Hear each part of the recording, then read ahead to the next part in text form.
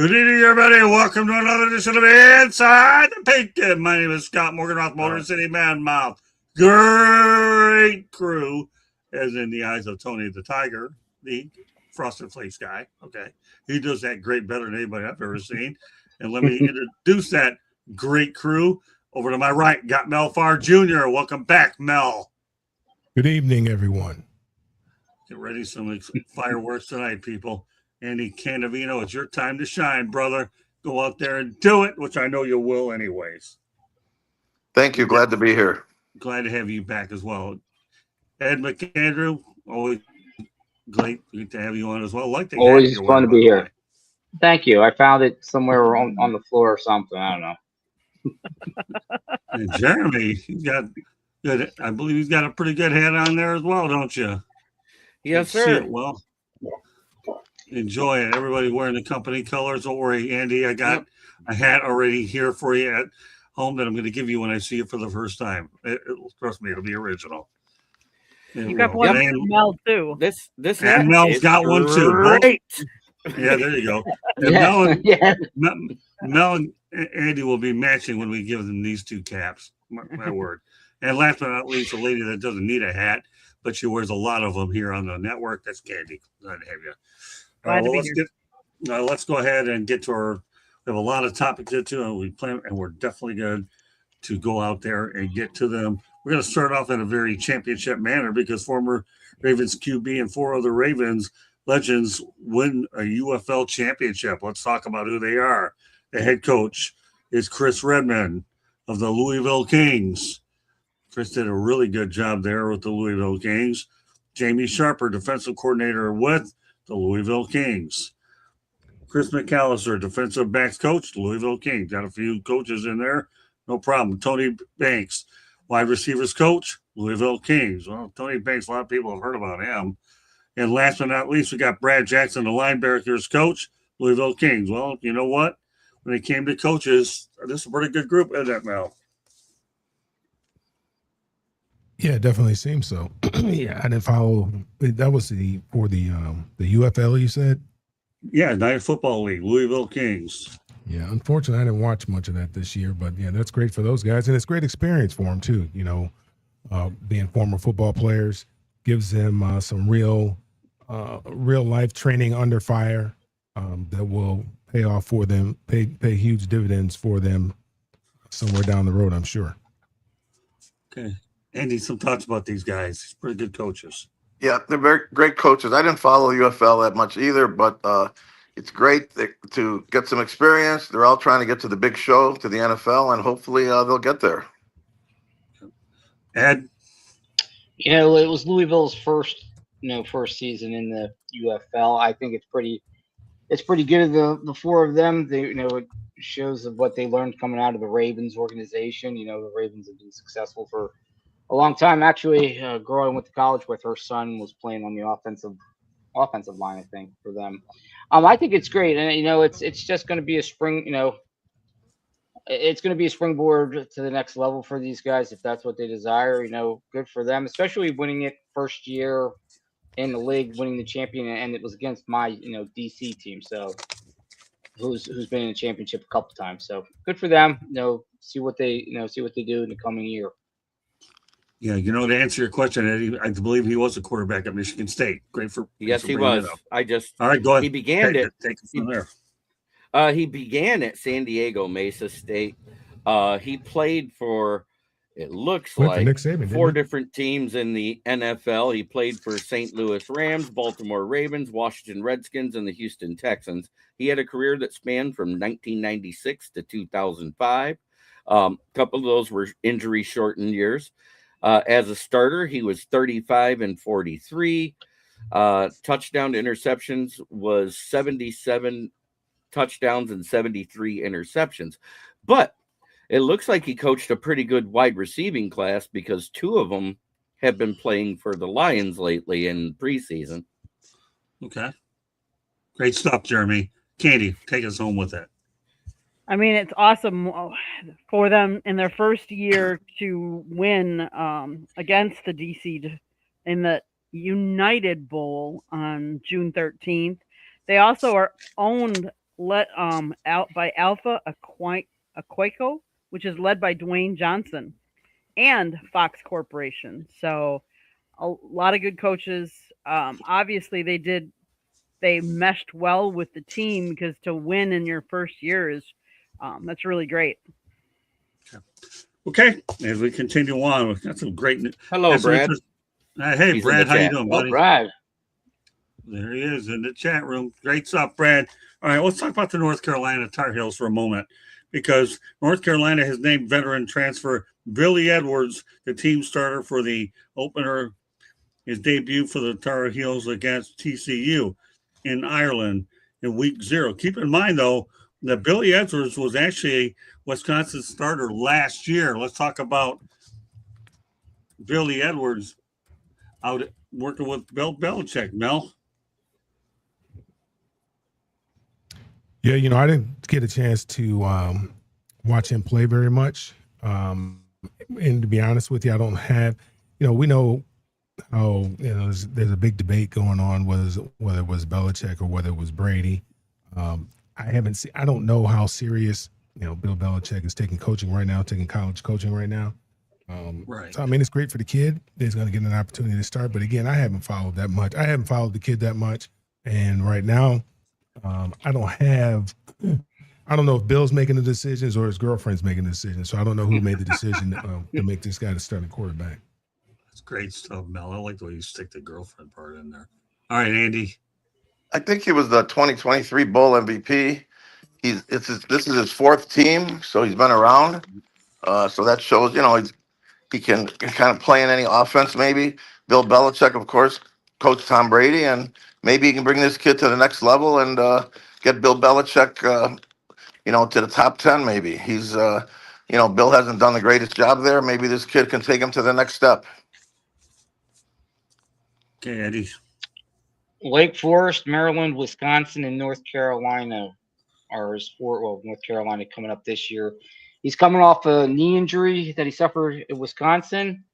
So then he went into the portal to go play with Mr. Belichick. So it'll be interesting to see. I think it's going to depend upon how that knee healed. And, I think it's going to show. I think this is kind of a make or break year for Bill with regards to the college football scene.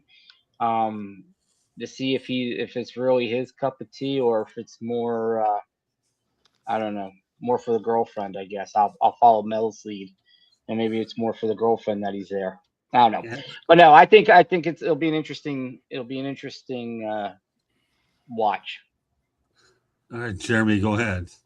Well, the Wake Forest thing, which is kind of weird because he was almost a redshirt freshman that year. He didn't play a snap. And he transferred because he was buried on the depth chart.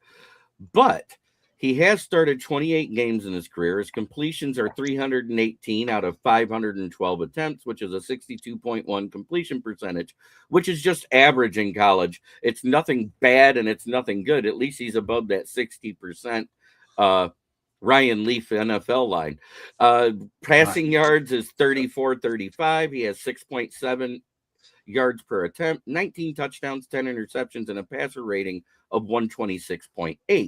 He also has 144 rushing attempts for 375 yards for only 2.6 carries, but 13 rushing touchdowns.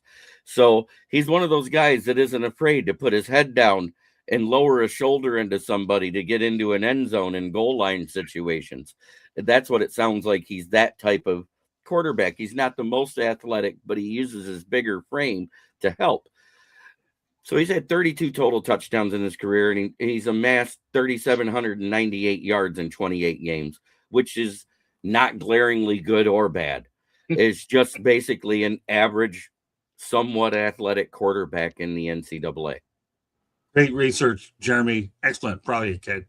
Okay, go ahead, Candy. So to try and wrap some of this, since some of the other guys took what I was going to say, I will say when he transferred to Maryland, he was not the starter, but in week 7, he replaced Tua's brother, Taglio. I can never say the name. Talia Yeah, Talia Talia. Tagovailoa. Exactly. Or And he if you want to talk about Tua, it's turn the ball over. But anyways, In his first collegiate start in 2022, he completed 18 of 28 passes, 166 yards, touchdown, while he also added 66 yards on the ground in a win over Northwestern. So that's not like a huge, oh my goodness, oh my goodness. Yeah, great, great. Um, and then he was the team's starting quarterback for the 2023 Music City Bowl. He did get MVP there. He finished that season going 10 for 30 passes, 128 yards. He did on December 16th of 2024 transferred to Wisconsin. This is part of Luke Fickell's, I hate to say this, the MO that he's had ever since he took over the job for Wisconsin. His starting quarterback goes down early in the season. So in the Badgers opening game of the 2025 season against Miami of Ohio, Edwards suffers a left knee injury that ruled him out of the Badgers' next two games. He briefly returned to face his old team, Maryland, but exited after completing one offensive series. He would not play any games the rest of the season, claiming the injury was a grade 3 PCL sprain. And then he entered the portal again, and he was granted he entered the transfer portal after being granted a medical redshirt and sixth season of eligibility. And that is where we are now, where he's playing for Bill at North Carolina. All right, there you go. And you'll see him against TCU in the opener. All right, well, Mel, I got to ask you a question. How do you refer to the Chargers? Where are they from? Where are they at? San Diego. And well, it's good in your mind they are, because that's a good prelude for what I'm about to talk about. Great stuff, Mel. One thing about you, you're very consistent about your geography. That's for sure. So we'll talk about the fact that in 1981, the San Diego Chargers were well ahead of their time. Why do I say that? Well, get this. You've got Dan Fouts, 4,802 passing yards, 33 passing TDs, 17 interceptions, 90.6 quarterback rating for Don Coryell as a coach. Chuck Muncie, 1,144 rushing yards, 43 receptions, 1,506 yards, 19 touchdowns. Charlie Joyner, 70 catches, 1,188 receiving yards, 7 touchdowns. Kellen Winslow, 88 receptions, 1,075 receiving yards, 10 touchdowns. Was really good for a tight end, let me tell you. Wes Chandler, not so bad either. 52 receptions, 857 yards, 5 touchdowns. And there you have it. Mel, some thoughts about the San Diego Chargers being ahead of their time. Yeah, I mean, that's 1981. I mean, that's what Air Coryell, that's where all that started. And Ernie Zampese, if I'm not mistaken, he was a part of that offense. And then he ended up going to the Rams. And we had some pretty prolific offenses in the Rams. He had some pretty prolific offenses with the Rams. And then from Ernie Zampese, there was Norv Turner, and Norv went to Dallas. And he's the one that, helped turn that program around and got them 2 Super Bowls with Troy Aikman and Jimmy Johnson and the rest of the crew down there. So, yeah, I mean, that he was definitely ahead of his time. Don Coryell doesn't get a lot of credit for it. Kellen Winslow was like the first flex tight end that I can remember. Guy that, stood up primarily. The tight ends had their hand in the ground. At the end of the line of scrimmage, he was the first guy that was kind of flexing and was standing up playing tight end. My brother really loved John Jefferson. As a matter of fact, he wore number 83 in high school because he liked John Jefferson so much. Yeah, they had some pretty prolific offense. And of course, I love Chuck Muncie, big running back with bad intentions. But I enjoyed watching those football games. Yeah, they were a lot. I'll never forget when I first moved to Miami, when they had that epic battle between the Dolphins and the Chargers that went deep in overtime, and I think Kellen Winslow was completely exhausted against the Miami Dolphins. Go ahead, Andy. It's funny because they opened up the passing game as far as changing the rules. Everyone wanted to throw the ball. But if you look today, everyone seems to be more on the conservative side. You got to run the ball in the NFL. You got to play great defense. You got to have the big offensive line. And it's just funny. I think when Eric Coryell came out, everyone thought that was the future of the NFL. But I think times have changed, and they realize running game helps, passing game. You got to keep the defense off the field or they get tired. So, it changed the game back then, but you know what? It hasn't gone forward. You don't see teams passing 40, 50 times. You see them, 20 rushes, 20 Right. passes, 25. So it changed the game back then, but it's coming back conservatively again. Okay. Great points, Andy. Appreciate you. And again, the guy's on his third show, and he's going to be a pro before it's all said and done. I can see it in his voice and the way he talks. All right, go ahead, Andy. No, actually, this Eric Coryell in San Diego brings back great memories. My buddy across the street was from San Diego, so besides us following the Redskins, we also followed the Chargers back in the day when we were playing football out in the street. Because we were, somebody was Stan Fouts or Kellen Winslow and stuff like that. It was a fun team to watch. They were opening it up. The Redskins at that time were more of a ground and pound. We were running the ball a lot with Riggins and the Hogs as we get into it. So it was a good time. But to Andy's point, it's still not. You thought that was going to really open it up, but I don't think it's opened up as much as it could have been based on how they were starting. Jeremy? There's a couple other unsung heroes that season that everybody's forgetting about. Charlie Joyner had a career high 1,188 yards at 34 years old. You already said Chuck Muncie. They also traded away three players at midseason. Mm-hmm. John Jefferson was traded to the Packers, Fred Dean to the 49ers, and Wes Chandler was acquired from the Saints and finished with 1,142 yards combined between the two teams, between the Saints and Chargers that year. But the big news is, that was the first time anybody threw for 4,800 yards. That was a record at the time. And they also are still the highest in scoring in a season in that short of a season time at 478 points. It was the highest scoring offense in NFL history at that point. If you would have saw how exhausted Don Shula was after that game, because that was an epic game at the Orange Bowl. It's just surreal. Go ahead, Candy. Yeah, and what came to be known the epic in Miami. San Diego led 24-0, trailed 38-31, and won 41-38 after nearly 14 minutes of overtime, having blocked two potential game-winning field goals by the Dolphins. But to your point there, Donald Coryell was the first head coach to win more than 100 games, both at the collegiate and professional level. He was inducted into the Chargers Hall of Fame in 94, the College Football Hall of Fame in 99, and the Pro Football Hall of Fame in 2023. Great stuff. Okay, let's talk about holdouts. A lot of times they don't work out.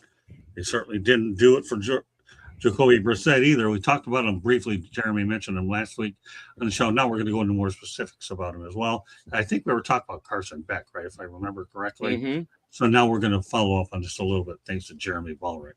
Holdout failed. Obviously, Cardinals quarterback Jacoby Brissett did go ahead and report to their mandatory mini camp, but he actually had a holdout looking to find a deal that obviously wasn't there in the mystery phases of the OTAs.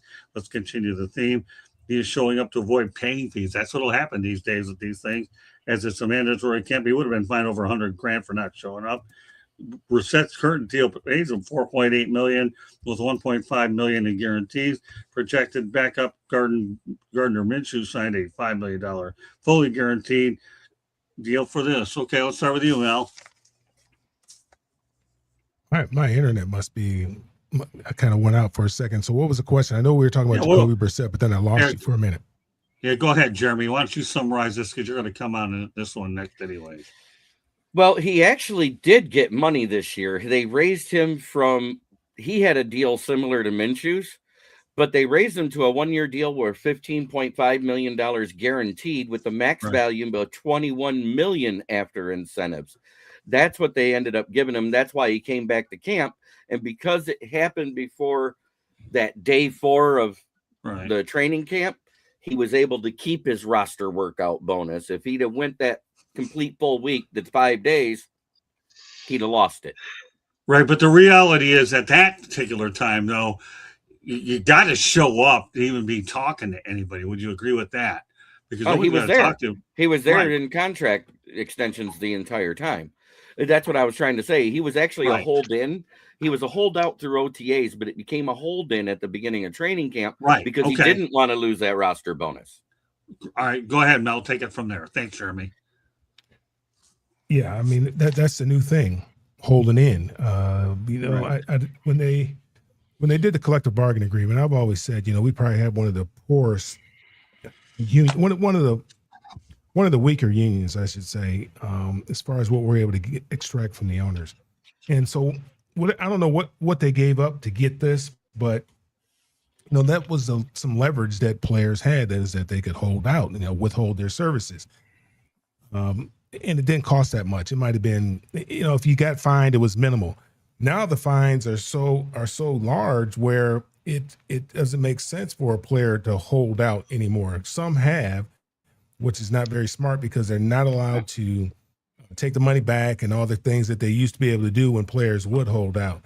Now it's so punitive that it doesn't make any sense for guys to hold out. So now what they'll do is they'll just hold in, they'll come in, they'll do the conditioning, and their back gets tight or something like that, or they got some soft tissue injury and they just kind of hang out, and everybody really knows what's going on. And it's it's unfortunate, but that's just kind of the way things are because of the way that the way things are written in the collective bargaining agreement, as far as what the fine would be. It's so punitive now for them to hold out that the only thing they can do is hold in and withhold their services. So I'm glad that Jacoby got a little bit of money, but obviously the writing's on the wall for him. He's been around for a while. He's just a placeholder right now. I think they like the kid out of Miami. I mean, he looks the part getting off the bus without question, played a lot of football. I think it's only a matter of time before he gets his opportunity. Okay, Andy. I mean, he got paid and he deserved it, but the NFL, the owners basically hold all the cards. It's very hard to go against the owners as far as holding out. There's not a lot you can do. You don't have much leverage at all. There's no real free agency in the NFL, unlike baseball and basketball. So they're in a tough situation. I think the owners basically have all the power, and it's very tough for the players to really gain any leverage. And he got paid, but he had a hold in. I guess that's what they call it now. So, but they don't have much leverage. The players, the NFL, the owners have the most of the leverage. Great points, Andy. Go ahead, Eddie. It's tough to see that you guys, they have to end up doing this to get paid or get what they're worth or what they deserve and so on, whether it's holding in or holding out. I think our two resident football players, I think, summed it up, and I'll just leave it at that. Okay, well, Jeremy already went, so we'll turn over to Candy. Unless there's something else you want to add to it, Jay. No, that's basically it. Okay, no, you did a good job updating it then, and that's what we had then. We had before and after shots of what you just described. Great stuff, Jeremy. Excellent stuff, as always. All right, Katie, go ahead. So Jacoby Brissett, did you know that he was born in West Palm Beach, Florida, Scott? And do you know where he played college football? I was afraid to ask. Go ahead. He started at Florida in 2011 to 2012. And then your favorite coach brought him over to NC State in Seriously? 2013. Really? Yes. Oh, God. Yes. I'm sick to my stomach now. Yes. It wasn't my cooking that did it. But go ahead, Karen. He took over the Wolfpack starting quarterback in 2014. That year he passed for 2,600 yards with 23 touchdowns, 5 interceptions, and as a senior in 2015 he passed for 2,662, 20 touchdowns, 6 interceptions. He was selected by the New England Patriots in the 3rd round with the 91st overall pick in the 2016 NFL draft. He was the 5th quarterback to be selected that year. And he was the only player selected in the 2016 draft who declined to hire an agent way back when. So he was with the Patriots, the Colts, the Dolphins, the Browns, Commanders, Patriots again, and now Arizona. He has completed 1,391 passes on 2,296 attempts. His touchdown to interception ratio is 76 to 32. He's passed for 14,766 yards. And I'll leave it at that. Please do, because I don't want to get more depressed after what I heard on this one. I'm just kidding. I don't get depressed on over that stuff. All right, well, let's talk about a guy who's Vance Joseph returns to Denver with missing out on a head coaching job. Sean Payton was praising his impact and confidence that opportunity will come. So Sean Payton's response to Vance Joseph was, I'm thrilled he's back. Selfishly, I'll do anything, everything to help him. All right, now this is a good story. What about Van Joseph's coming back to coaching in Denver? He's back in Denver. Yeah. Yeah, I'm sure Sean is thrilled about that. He's given up play calling. And now he has a very capable play caller on the defensive side of the ball that's coming back. Makes his job just that much easier. He can sit back and be the CEO, overlook everything, make sure everything is running the way that it's supposed to be running. But yeah, I think Vance Joseph, I think he got a raw deal. Wasn't he the head coach at Denver at one time? Didn't he have that job? He was from 2017 and 18, an 11-21 record at that time. But wasn't that during the time they had Paxton Lynch as a starter? Oh God, that's depressing. Oh, he failed. But I think I don't know. I'm not sure if that was his first job or his second job. I don't know how many opportunities. That was his first head coach job in the NFL, and the only one he had. He became the defensive coordinator of the Cardinals. And look, 2019. Let's be honest. Sometimes people are better coordinators than they are head coaches, and there's nothing wrong with that. Everybody deserves to have the opportunity. If you're a real good coordinator, you deserve to have the opportunity to fail at being a head coach. I think everybody, deserves that opportunity.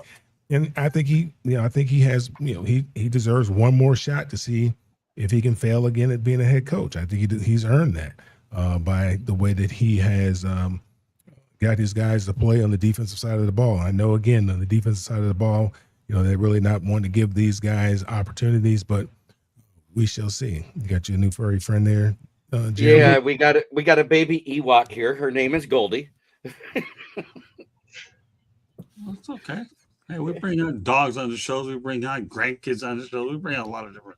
I can't bring Rusty on here, otherwise he'd bite my hands and my head, and it'd be a pretty interesting show. But I love the little kit for sure. Okay. Anything else you want to add to this, Mel? Nope. Okay, turn over to you, Andy. Coaches love continuity. That's great for Denver. I'm sure he'll get another shot. Coaches love being comfortable with the other coaches, and I'm sure they welcome him back with open arms.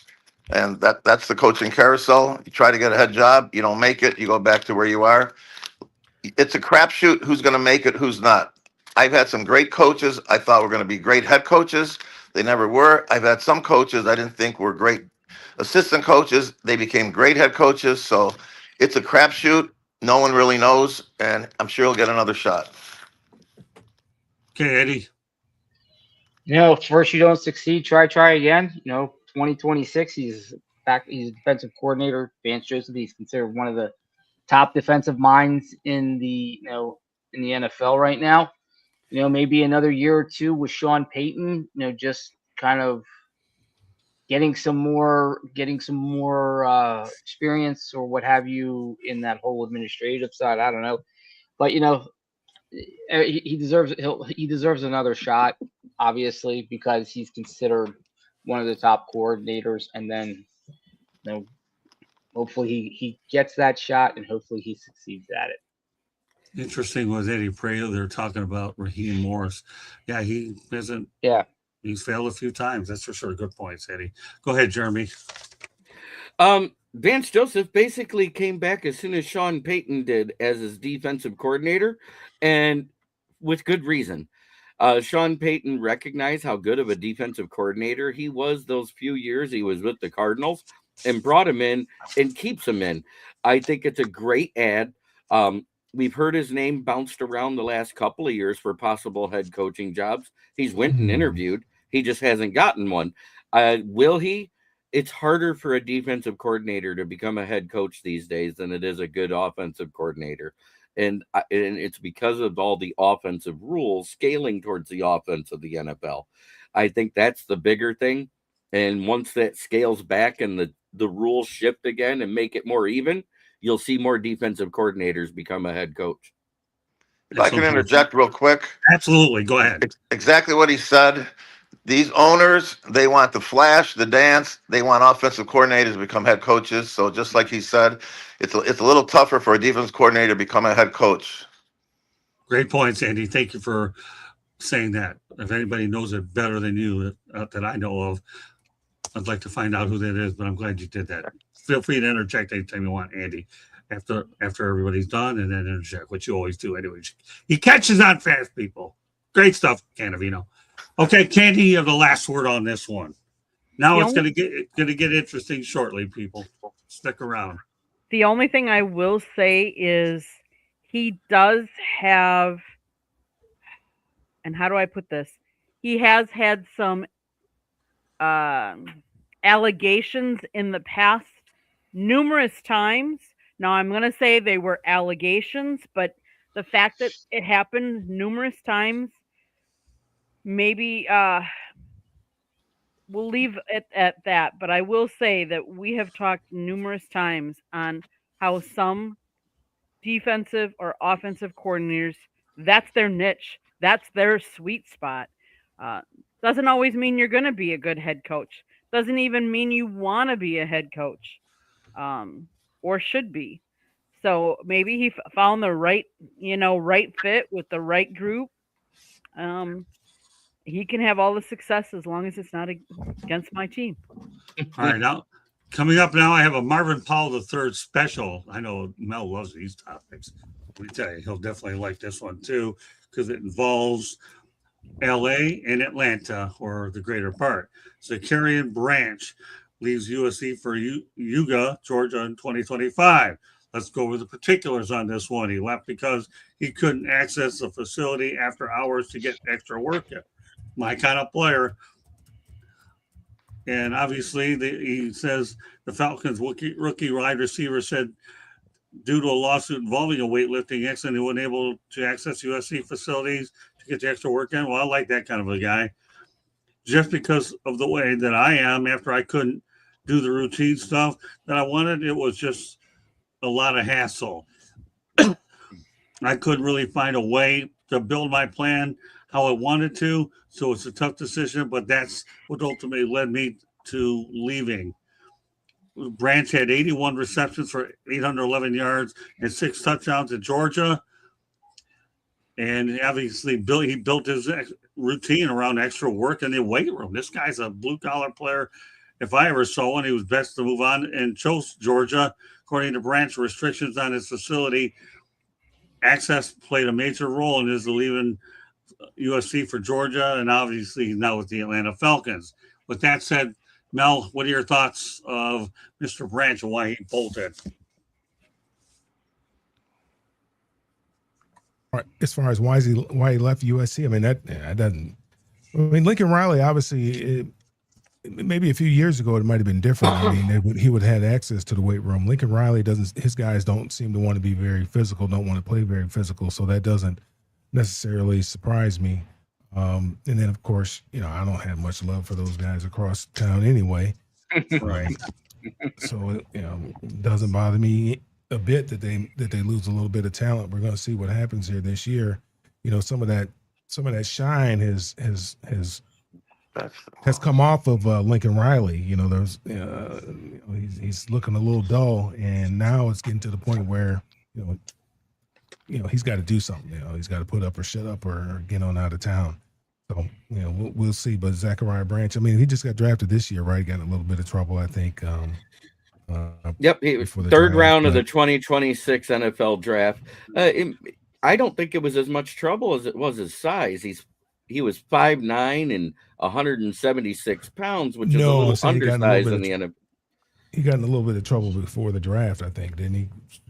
Something to do with I don't know, whether it was some type of public intoxication or something, or disorder, Blocked kind a of something to public do with. sidewalk. He Huh? he allegedly blocked a public sidewalk and failed to follow instructions from law enforcement. So he Yeah, was something arrested like on 2 that. charges of obstruction. Yeah, Mhm. but we'll see. Should have a productive career. I mean, there's a lot of talent at Georgia, so we'll see. Okay, Andy. Well, I think it's the most ridiculous thing I've ever heard that a guy switches schools because he couldn't work out at night. They don't have a key they could give him. There's 24-hour gyms all over the country, and with the NIL money, he could have built his own gym. So I just think it's kind of funny that was the reason. If that's the whole reason, it's just hard to believe that someone can't work out at a major college football program at night. So God bless them. I wish them luck, but Well, they did have it's the dumbest thing I've ever heard. To be honest, they had an issue with a kid. Weight fell on him or something like that, and almost died. And it was actually the kid. His dad used to be married to my cousin, and this was a couple of years ago. He was telling me that that was his son that happened to. And I never put 2 and 2 together and to come up with 4 like that. I was putting 2 and 2 together and coming up with like 12. But it was actually, he was married to my cousin for about 30 days or so, somewhere in that neighborhood. And but it was his son. Good guy though. He's just here. I would still talk to him all the time. Good guy. Played tennis down there at I think it was San Diego State or somewhere down there, university, somewhere. But good guy. But yeah, they had that problem. Kid almost died. I think weights fell on him. So I can imagine that if he was going to go in there, they needed to make sure that somebody's going to be in there with him, and maybe USC just didn't have the money to pay somebody to go in there with this kid to lift weights. I guess that just wasn't high enough priority. USC saying they don't have the money with all the TV money they got recently. That's like saying that I was being facetious. Elon Musk can't afford to drive across town in his Cybertruck because he can't afford the electricity. Right. I have a solution. He should do Nautilus machines only and stay off the freeway so nothing falls on his neck. Anything else you want to add to that, Andy? Like I said, he should do Nautilus machines. Just stay off the free weights so he can't get hurt. No, it's a ridiculous reason. I can't believe it's true. I got to be honest with you. Well, in a few moments, we're going to go to our featured topic of the night. But go ahead, Eddie. As a former manager of a Division I basketball team and knowing how managers do stuff, the fact that they couldn't get, especially at the number of managers and trainers and student trainers, they couldn't get somebody to, sucks being you, go with the guy to open up the gym and make sure he doesn't kill himself. I mean, at least he's there to call 911. I'm with Andy there. It sounds like I'm there with Andy. Kind of sounds like a goofy idea, a goofy reason to me as well. Okay, Jeremy. First off, MDE and Boston Paul, hello. Glad you're in the chat. But that 81 receptions he had last year is in a Georgia school record for receptions by any wide receiver they've ever had. So the kid has prolific hands. I mean, he was 81 receptions on 92 targets. That's pretty good. Okay, Katie, you have the last word. Featured topic of the night coming up. Everybody out there, pile in. I got a lot to say, and I'm not going to be soft-spoken on this topic. For those of you who know the history, when they get in here, because you got go proud of. Appreciate those that are in. Let's get a few more in. Candy, feature. Go ahead. Who's left? Anybody spoken on it, or is Candy the last one? Candy's all right, Candace, go ahead. He was taken in the third round, the 79th pick. He is lightning fast, they said.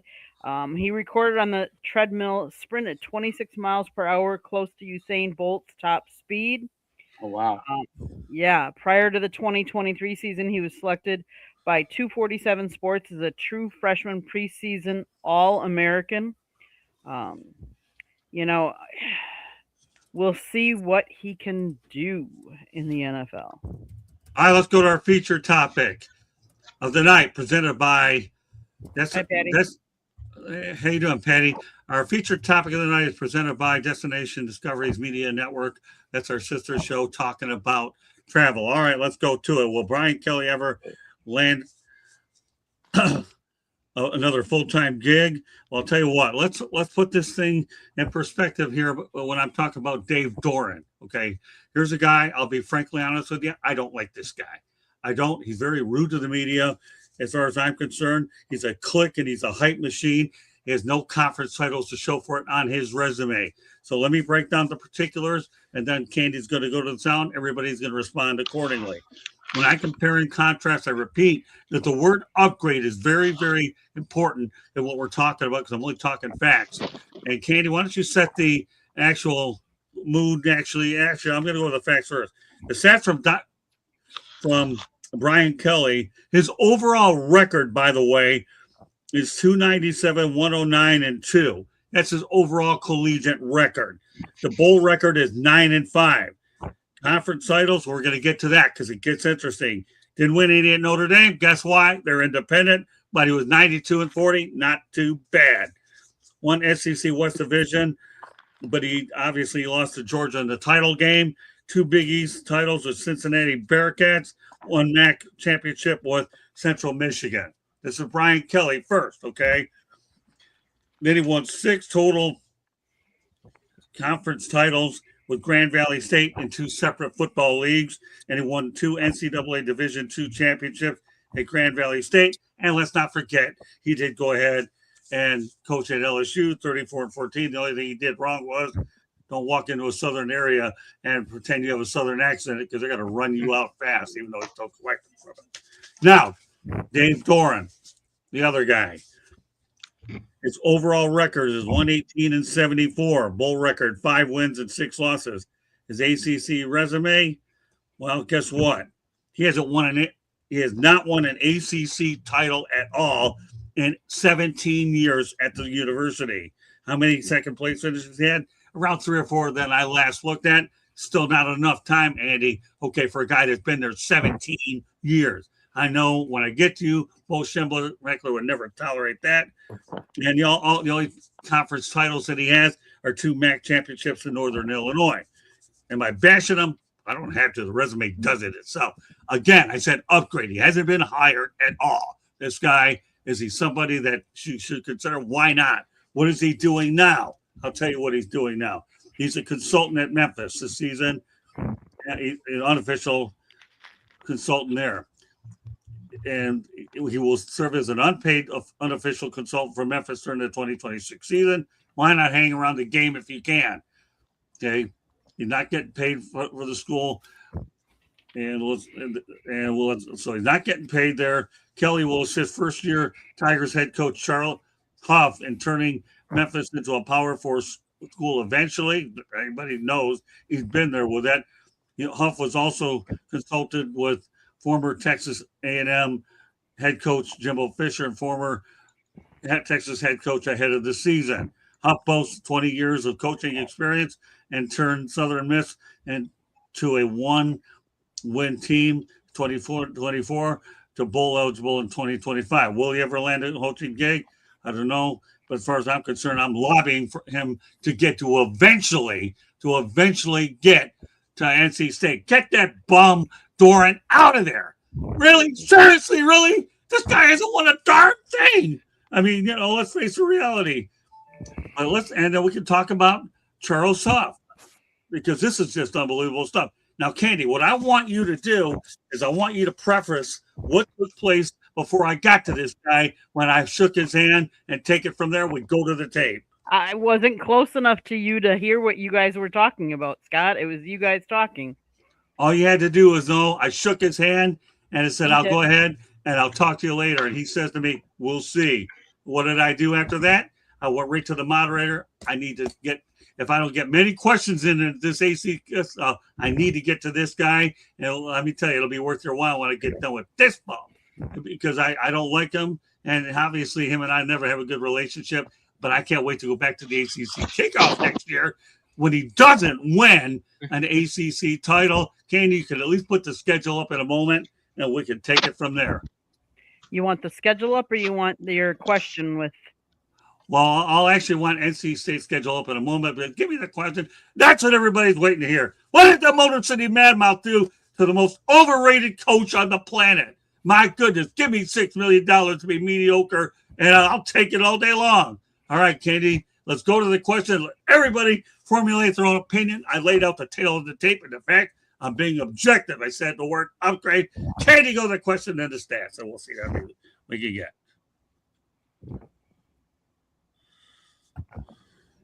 Hello, Coach Doeren. I think you know who I am. But anyways, I want to talk about the way your season ended last year. I know you had a tough loss to Miami, but you rebounded nicely.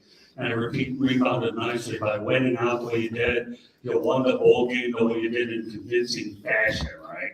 So when you look at the fact that you said a mouthful during your opening statement where you don't want to finish second anymore, you want to finish first, because I know you haven't finished first in your time with the ACC.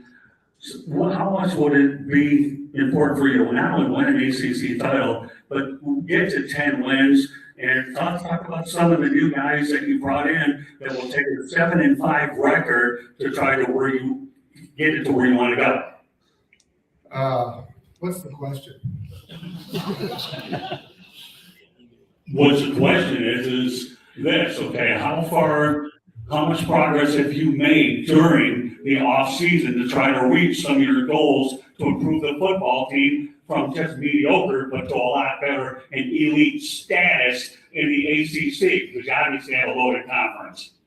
Yeah, I think we made a lot of progress.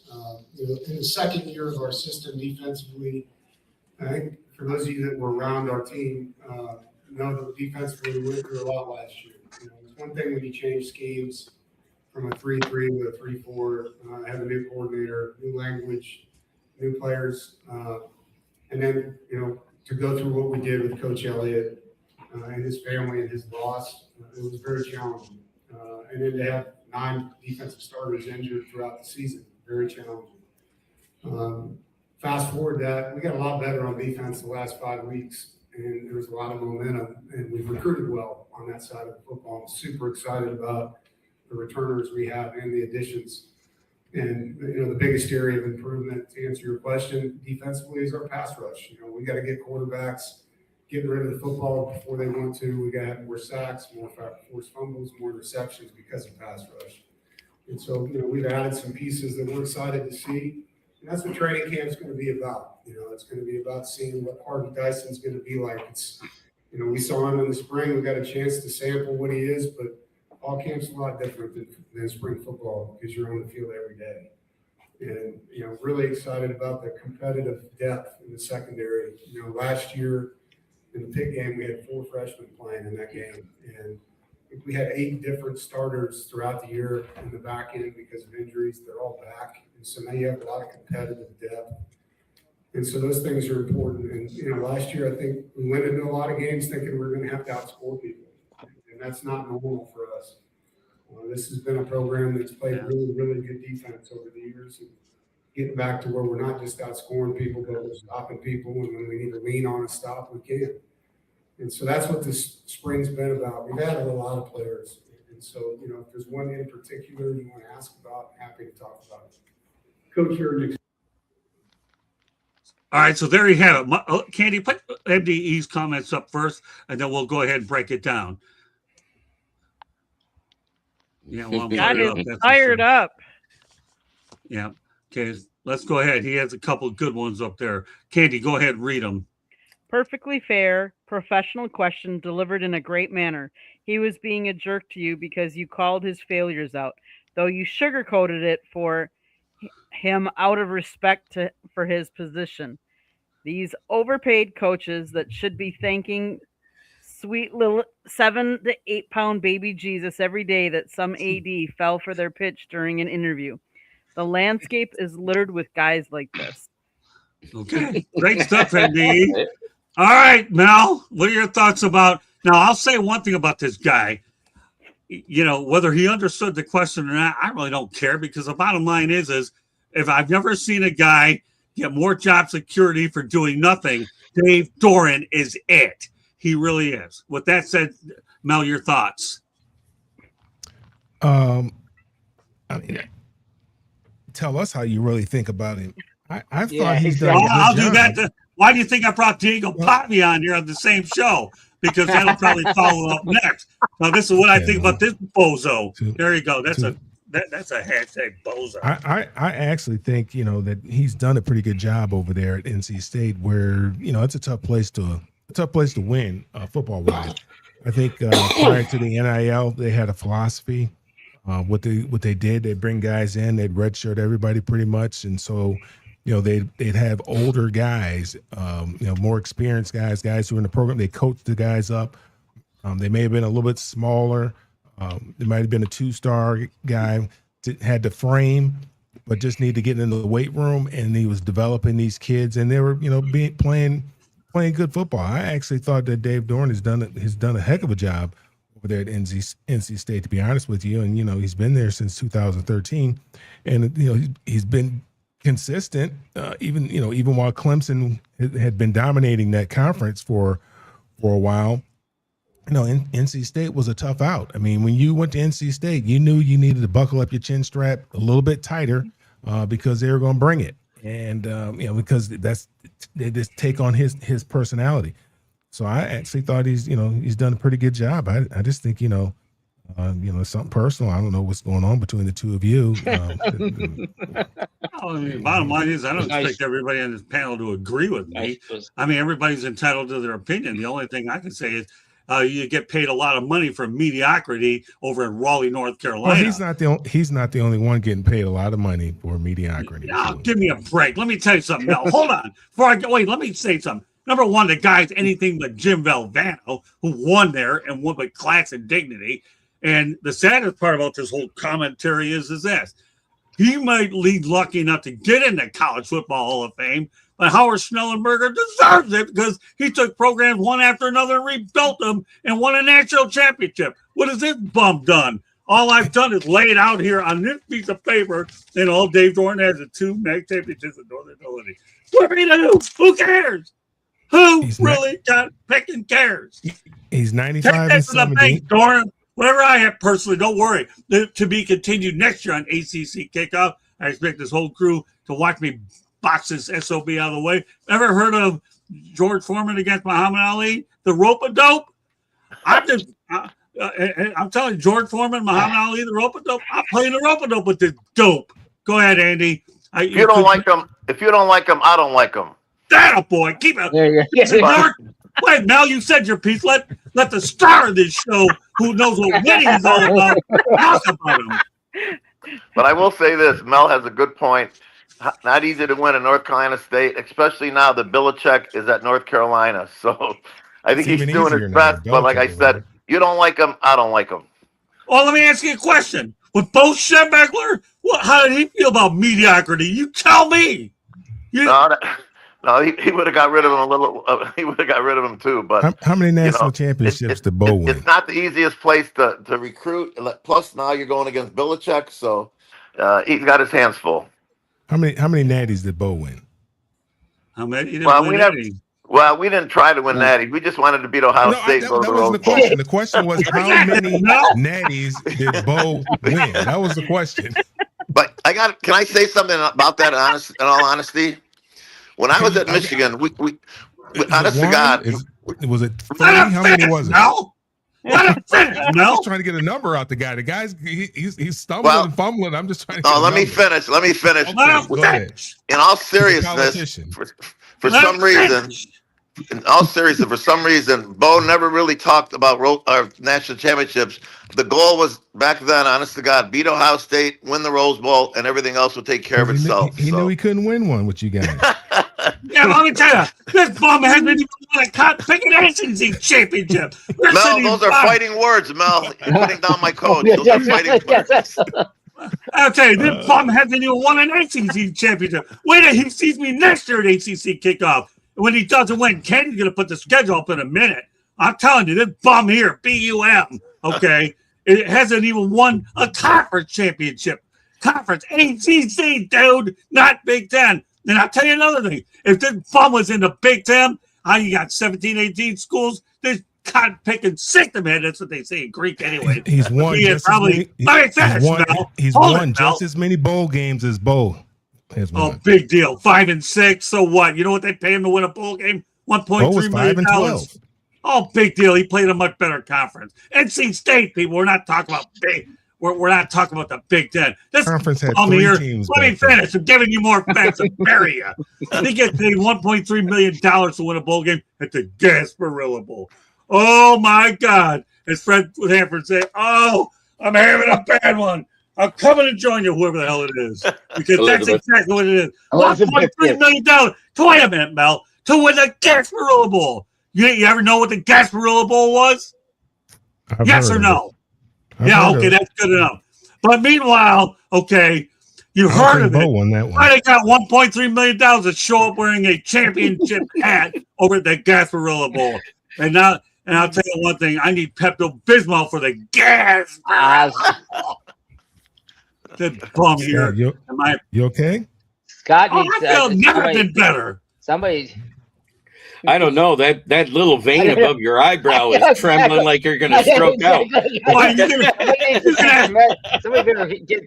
You mean to tell me you can see that vein in my eyebrow because I got glasses on? Oh Well, yeah, you it's got popping on like it's fine. I'm telling you, Jeremy, you got some really good eyesight if you can see that, brother. I'm telling you, if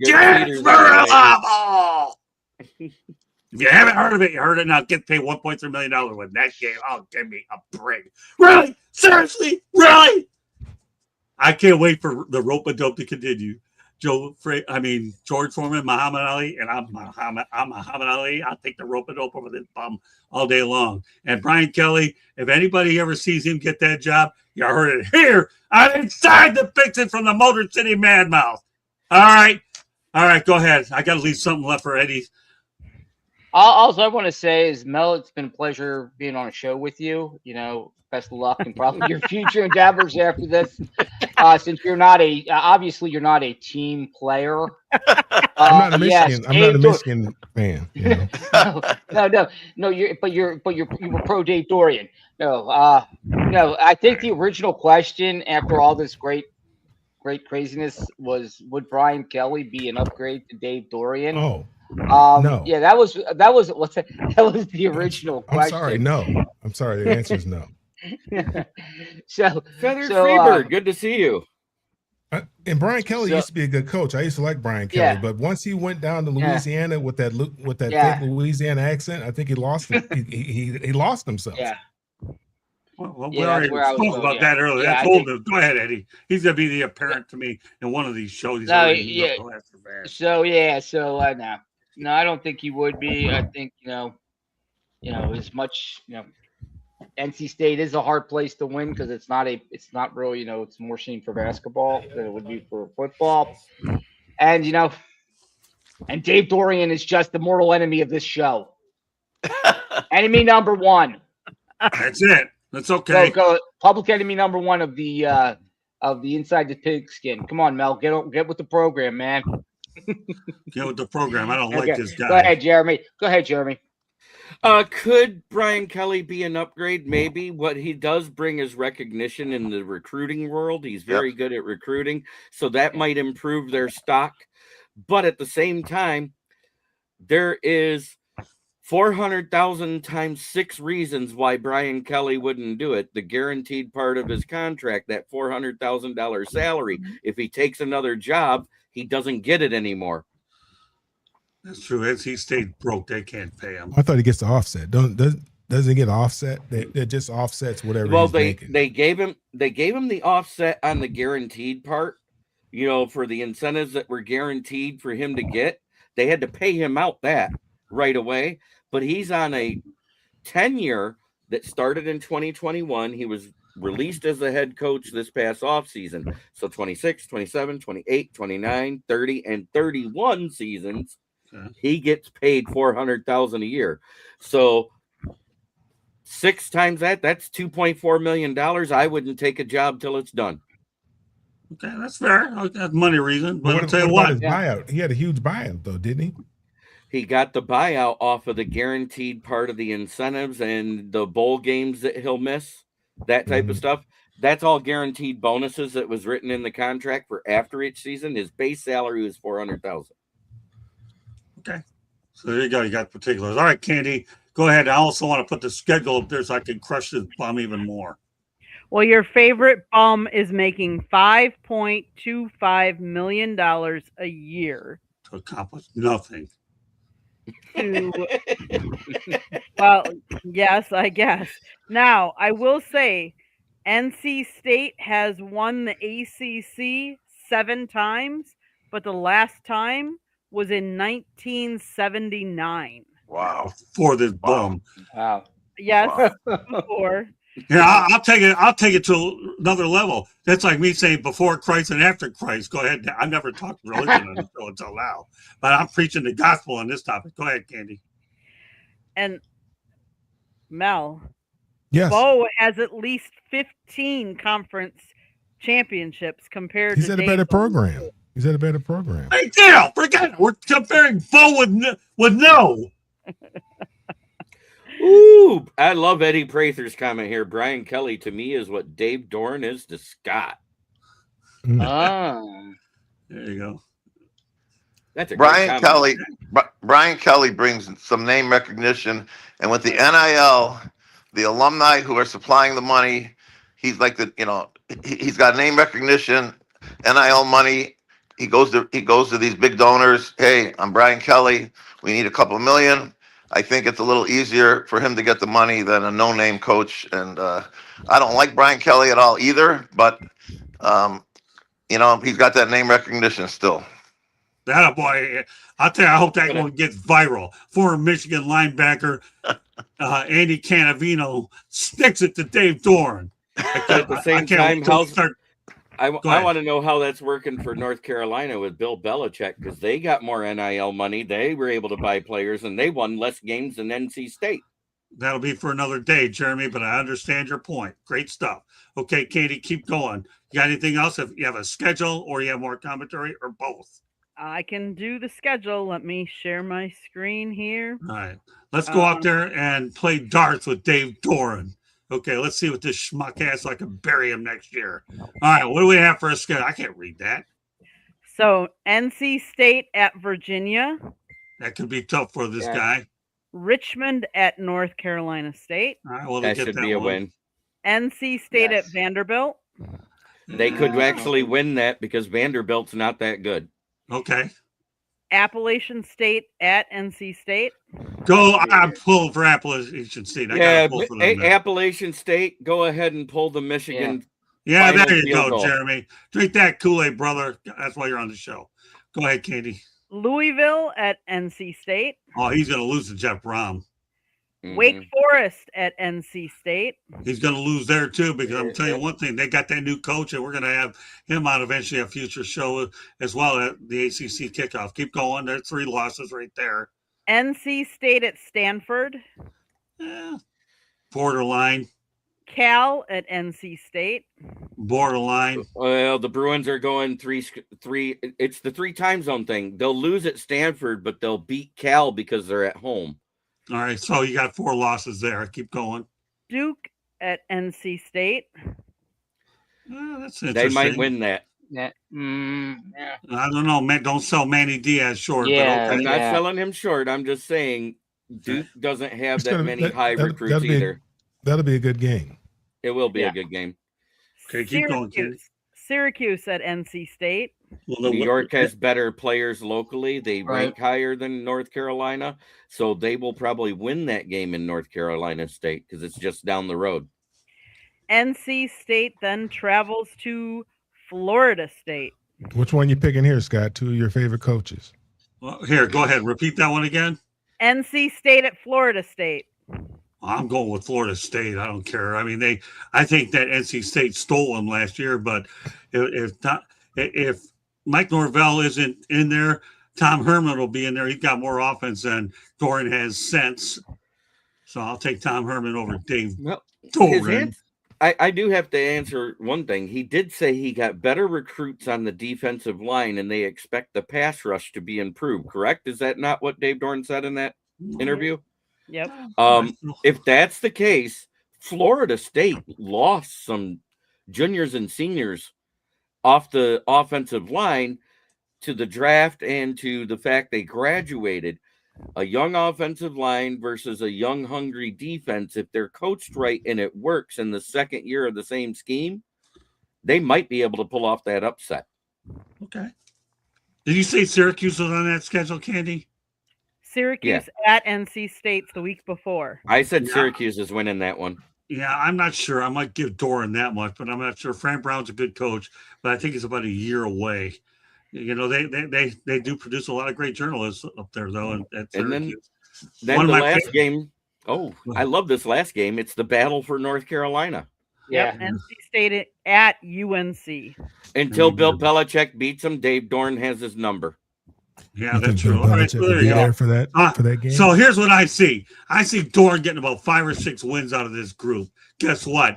Round 3, bang! I need Michael Buffer. Come on over there. If that ain't good enough, give me that. Huh? I saw 7 and 5. Well, so what? That's another reason for me to attack this bum. I need Michael Buffer. I need Don King. Only in Charlotte, people. I will be there, and I will roast this sick to man. In fact, I met many years ago. I was broiled a turkey with my buddy Stuart out in Kansas City. And I'll tell you, you know how many leftovers you get from a broiled turkey? Close your eyes and tell me what you see, Jeremy. Not eye vessels. None. No leftovers. But round 3, the rope-a-dope, the Thriller in Charlotte. And I'm not going to be doing it in front of that. I'm going to attack this sick to man right in front of them. That's why I'm glad. And that Eddie Prather agreed with me about NC State is beating FSU. I said that too. So, FSU gets 4 or 5-star O-line every single year out of Florida high school football, more so than Bachelorette gets date requests while at the bar with the pole during her party. So you know what, Jeremy? Here's what I'm going to say to you. I'll take 7 and 5. That's a one-way ticket to knock this bum out. It makes him bowl eligible again. I think that's all they want him to be. Bowl eligible, exactly. So he can collect another $1.3 million of mediocre. Yep. Oh, this is round 2, the big one. Red Fox, Red Sanford. Oh, 1.3. I mean, you have to be realistic. I mean, not every school is going to win the national championship. Yeah, but this guy wins the national. Hold it. This guy wins the national championship. Championship. Okay, forget about winning the national championship. He can't even win a conference championship. You sick of man, really? He can't win a in the ACC. We ain't talking the Big Ten, brother. We're talking the ACC. Hey, I mean, if he can win one every 5 years or something like that, that's impressive. But they won one in 17 years. They only won one in 17 years. Let's set the standard high in Raleigh. What are they known for? I'll tell you what they're known for. They're known for the Carolina Hurricanes and Rob Brendamore. And apparently, this bum didn't learn anything from Rod Brendamore, but boy, he was reaping the praise from Rod Brendamore winning it all. And this dumb can't even get 7 and 5. Jim Valvano, if there's a way to bring you back, I will. But I'll tell you what I'm going to do on a future episode here one day. I'm going to go to your gravesite and tell you, man, look what you missed over at Carter Finley Stadium. A first-class bum. So I'm going to go out there and give this shout out because I never thought I'd be doing it in my wildest dreams, but to a former colleague, Ralph Williams. I'm going to call Dave Doeren an external bum. He's an external bum. And I'm glad that Brad says your USF Bulls buddy. Yeah, great show as always. It's Brad, your USF Bulls buddy. So that's who that is. Yep. Yeah, it's good to see him in the chat. Yeah, don't worry. I got something that right out there that'll be talking about some choice words that Mario Cristobal has for him and just a moment. Great stuff, Brad. Glad you're in there. But I'll tell you, for those of you that figure out I don't like this guy and I can't wait for round 3 next year in Charlotte. But this has been a blast tonight. I've really been waiting for this episode for a long time. And Brian Kelly, I owe you an assist. If I ever get you in front of me, brother, we will have the best one-on-one interview on the planet. And I'm going to say thank you very much for allowing me to find a new external bum, Dave. There you go. It does it for this. All these people that trust in me and are out there, thank you very much for having confidence in me that we can have our featured topic, one of the best featured topics of the night with the greatest crew on the planet, because I love this crew. We got Mel. Okay, he's got Diego Pavia. He can stick it to me in a minute. Okay, but meanwhile, we all have. We Yeah, all have stuck at the Diego Yeah. Pavia. But at least Yeah, Mel, exactly. Haven't at said least anything Mel, about Diego. Diego. yeah, at least Mel made it to this show, so he scores the- a lot of points with me, whether he agrees with me. I don't Yes. expect everybody to agree with me on these shows. I really don't. I If you have an opinion against me, I'm okay with that. But I Yeah. know one thing: dealing with mediocrity, this guy is a king of mediocrity, and that's okay in Raleigh when it comes Yeah. to football. And Patty Grimes, thanks for mentioning that, because the country music world is reeling tonight. Dolly Parton, an icon, has passed away today. Yep. Rest in peace, Dolly. Didn't see that one coming. Mm. Nobody did. Oh, A lot yeah. of people see a lot of these deaths coming I anymore. didn't see that one. Let's continue while I have a voice, although I'm sure I have a couple of our parents that'll take over if necessary. But What's I'm 5 glad we and got 12? that. What's 5 and 12? I mean, is that excellence? I'm just asking for a friend. What are Oh, you you talking about bowl appearances by Woody and the University of Michigan, right? Well, that's Bo's record in bowl games. I mean, is that excellence? I'm just let me tell you, asking for a friend. Just Let me asking tell you for a something. friend. Andy's really started to like you, but don't get him to turn against you over that, because this guy's a hell of a coach, right, Andy? Yes, he was great. Bo lost his. Listen to this stat. Bo lost his last game 11 straight years. Think about that, because back then, if you didn't win the conference, you couldn't go to a bowl game. There was no other bowl games. So he lost his last game 11 straight years until my senior year. We won his last game. We won the Rose Bowl for him. There you go. So we have a Rose Bowl Wait a minute. reference So here. he So lost wait, a lot of bowl wait. games. That's what it was. He lost a lot of So bowl he games. wins. So we got a Rose Bowl reference there, and a Gasparilla Gasparilla Bowl. Bowls, whatever. He lost those. No, he didn't lose the Gasparilla Bowl. It wasn't even invented then. But anyways, I like what Eddie Prather asked you, Scott. I would love to know who makes Scott's Mount Rushmore of grudges he holds. You know what? I'm going to have to come up with a topic. Candy, write that down, okay? That's a great topic. I'm sure we know a couple. Well, I know that. one right off the top of my head, and I know if exactly. I say his name, you're going to see Candy, that vein pop out again. Right. Howard Cosell. No, there's who's two the of other them. one? There's another one. Well, no. That's all right. You know what? That's a good topic for later. Leave it out there. Candy, you got to write that one down. I love that. There's Okay. another one. I'll tell you, MD, he's on a roll. Whether we get to all the topics or not, I don't care. We got to the big kahuna anyways. But if bowl appearances matter to the point that Mr. Farr is saying that Joey Chestnut would be the greatest man ever every time he finished the Coney Island not dog eating contest when visiting the pod. There you go. And Brad Walker loves Scott going after Doeren. Hey, Brad knows how I feel about this bum, external bum. All right, let's keep going. I'm having a ball with this show tonight. I've been building for this for a while. The Mount Rushmore shows. Let's talk about the guy who's not getting paid a lot of money to go to LSU, but he's ideal for Lane Kiffin. Ed Orgeron, his LSU contract will pay a total of $100K. Not too bad if you can go under Lane Kiffin, right, Mel? Yeah, not bad at all. I mean, I'd take $100K. I mean, he's not going to do anything. Shake hands, kiss babies. I mean, the guy won a national championship there. So you want him there, and he is beloved at LSU. So you want Ed Orgeron there. Plus, they have some history with one another too. So I mean, that's how this thing goes. You scratch my back, I'll scratch yours. You get a head coaching job. Needs to join the country club Thursday. I'll tell you what, if this emotion carries over to Thursday, I might be on there after all. Then I'll have another guy I can beat up on if he shows up, Mark Mancini. Oh, you're only good for 30 minutes with him, though. Oh, yeah, I got him tomorrow morning. Ed, I don't know how much work Ed is going to be really doing. I mean, all he's there, he's just there because he's LSU royalty. He won a natty there. That's all. That's the reason why he's there. Come tell some. He's a great storyteller. Has great stories to tell from the days, pre-NIL about how things were done and all that kind of stuff. Great guy to be around.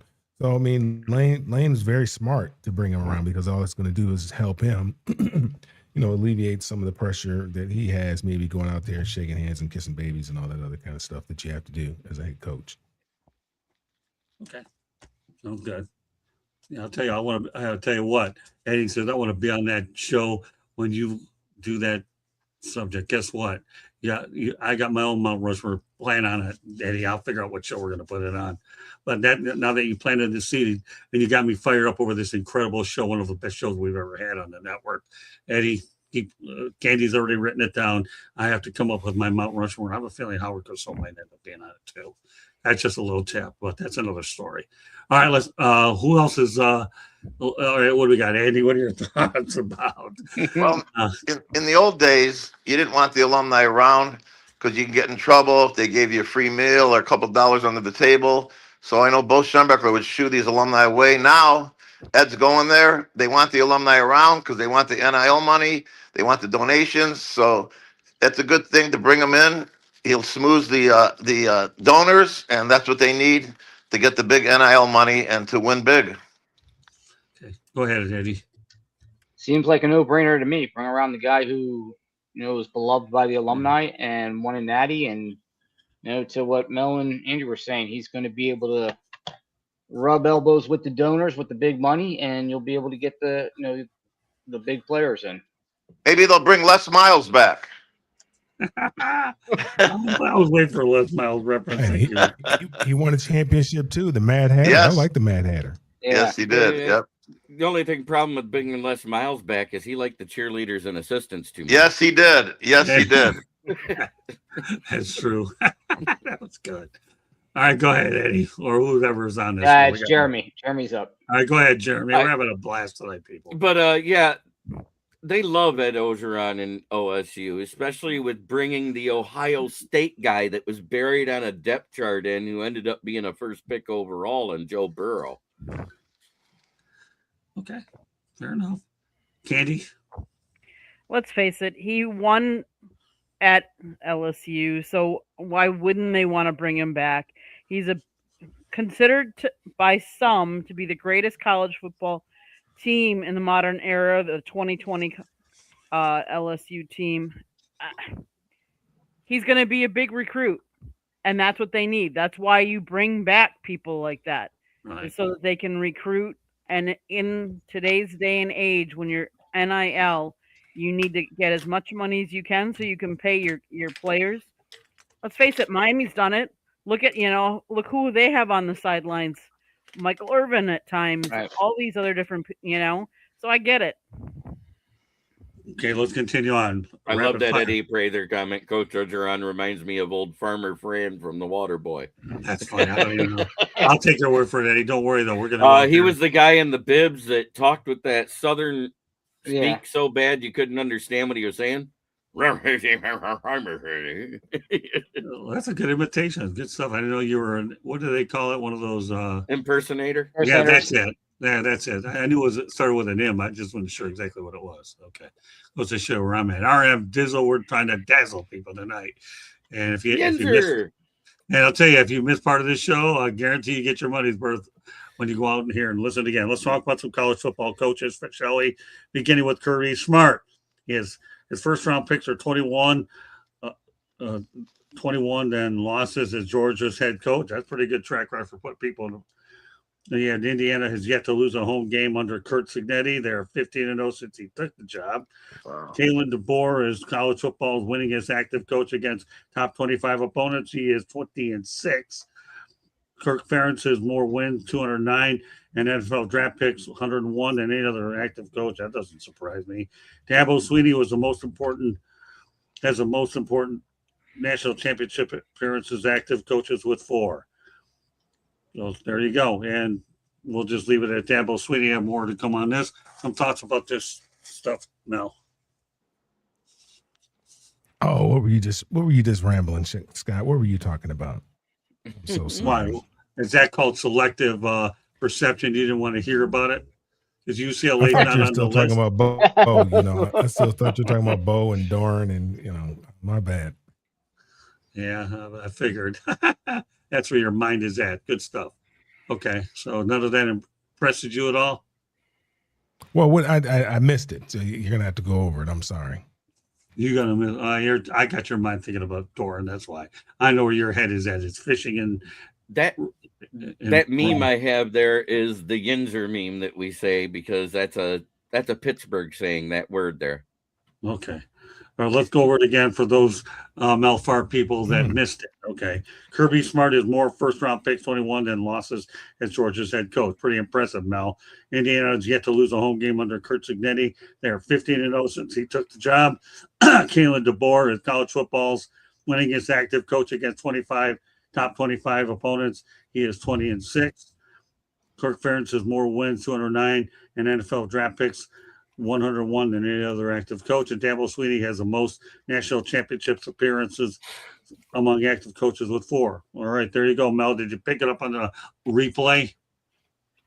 Yeah, I did. So Kalen DeBoer has more wins against top 25 teams. Is that what you said? That's surprising to me.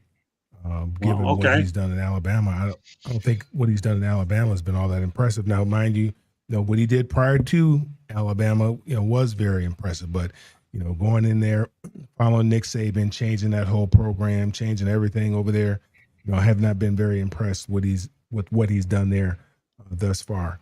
Dabo Swinney having gone to more, that's that was pre-NIL. When Clemson was dominating the ACC and really was like an SEC school. I mean, the way he was recruiting. Right. Surprised by Kurt Ferentz. You said he had 200 and some odd wins and only 100 and some odd first-round draft picks. Is that what you said, or draft picks, period? Yeah. It was first-round draft picks or draft picks? All right, go ahead. Anybody want to? It was first round. First round, okay. First round draft picks. You said. Oh, it was 100. He had more. He had more first round draft picks than losses. I think it said, or something like that. That's impressive. Coming, that's impressive. I have to say that's impressive. See what you learn on this show. You learn who my Eddie Prather put it in perspective, who my Mount Rushmore is, who I hold a grudge against. That'll be on a future show. And if Eddie wants to come in, we'll definitely bring him on, at least for that segment. Go ahead, Andy. What impressed you about that list? Well, Kirby Smart got 2 national championships, 850 winning percentage. College football is all about coaching. Look at Cignetti taking a program that was the worst in the country. Pros is all about personnel. College is all about coaching. You get the right coach in college, like a Kirby Smart, and you're going to go a long way. Fair enough. That's good. Great stuff there, Andy. Go ahead, Eddie. I mean, they're all impressive. The one that impresses me the most is the Kurt Cignetti one at Indiana, undefeated. And, staying undefeated is one of the hardest things to do. And everybody's going to be, they're going to be under a microscope this year. Every game will be, people will be watching for them to lose. So it should be, and just what he was able to do to go in there, and he's done it at all levels now. So impressive. Okay. Go ahead, Jeremy. The Kurt Ferentz thing, I love it. For one reason. One of those players is Jack Campbell. He plays for the Lions. Good enough. I like that. Katie? Scott, you had Dabo Swinney on that list, right? Yeah. How many years has he coached at Clemson? Like, to have that kind of longevity, that to me is impressive. Because in a day where it's win now or you're out, or have a losing season and you're out, like, to have longevity as long as he has, he actually has, he is the winningest coach in Clemson football history and in the Athletic Coast Conference football history. Those are 2 big things that you don't see longevity like that anymore. So I think that's pretty impressive. Take notice, Dave Doeren. You sick the man. I'm still fired up. Okay, let's go ahead. Let's talk about Diego Pavia. Has lost over $1 million to play in the NFL. Why? Well, number one is NIL valuation at Vanderbilt was reportedly worth more than $2 million. After the 2026 NFL draft, Pavia signed with the Baltimore Ravens as an undrafted free agent. His reported 1 year NFL salary is around $885,000. Likely took him $1 million to $1.5 million pay cut. also becoming the first Heisman Trophy finalist to go undrafted since 2014. Oh, Diego, where is he headed next? My prediction: the United Football League. That's it. Canada doesn't want this guy. Go ahead, Mel. I know he's your favorite guy. You like to kick around. Hey, no, I've kicked around Doeren. You can talk really, about I don't. Oh, yes, you No, do. I don't like to Tell kick me that. anybody around. Oh, No, but I you don't like to kick anybody or maybe you around. like to kick me around on this. You around, yes. Yeah, that's what But I he- did for 5 years. Yeah. Anyways. But it's a loving kick. But- It's not a mean kick. Well, I mean, you just hit the wagon to the wrong guy. That's all. And there's nothing wrong with him as a player. And I hope everything works out for him. I hope he gets an opportunity to further his career, whether it be in Canada, whether it be the UFL, wherever it may be. But the NFL was going to be a tall. That was going to be very difficult for him to make it in the NFL. And we talked about it. The incident that he had at the at the Heisman Trophy presentation. That incident. Having Johnny Manziel as his advisor, mentor, or whatever, those are a couple things that didn't look good for him and didn't help him out in any way whatsoever. And the fact that he was a little brash, and I can understand he's very confident in himself and in his ability and what he can do and the things that he did. I mean, he had a great couple years there in Vanderbilt. I mean, they beat Alabama that one year. So he beat a lot of people, to be honest with you, and a lot of it had to do with him and his play. So he had a lot to be confident about, but he needed to show a little humility, and maybe he would have gotten an opportunity. But when you have that type of noise attached to you, a lot of teams don't want to deal with that, especially if you're the backup or the backup to the backup to the backup. So. It's unfortunate. I hope he gets an opportunity to continue his career, whether it be, like I said, whether it be in Canada, the UFL. I'm sure he will, and I'm sure he's going to do great things because that's just the way the guy's made up. He should go to Canada. Doug Flutie did pretty well being a short midget, but Canada doesn't want him. They'll probably put 100% tariff on him. Well, why do you say Canada doesn't want him? They said they have no interest in signing. Yeah, the Toronto Argonauts. In signing. The Toronto Argonauts are the ones that holds the fact that if he comes to the CFL, they already said they want nothing to do with him. You know why? There was another player that had a lot of hype coming out and was a very self-confident guy and didn't believe that talent didn't need to work hard, and they took him when they had his rights by the name of Johnny Manziel. Yeah, there he goes. It all comes full circle. Andy, what are your thoughts about this guy? Well, he's got a lot of talent, that's for sure, and I think he's going to end up somewhere. And I think he could be successful in the long run. We shall see. But I don't know if I wanted to kind of change the subject just for a second. Did you see the Big Ten just passed the thing? I don't know if it'll hold up in court that they're not going to sign any players that have been in the NFL.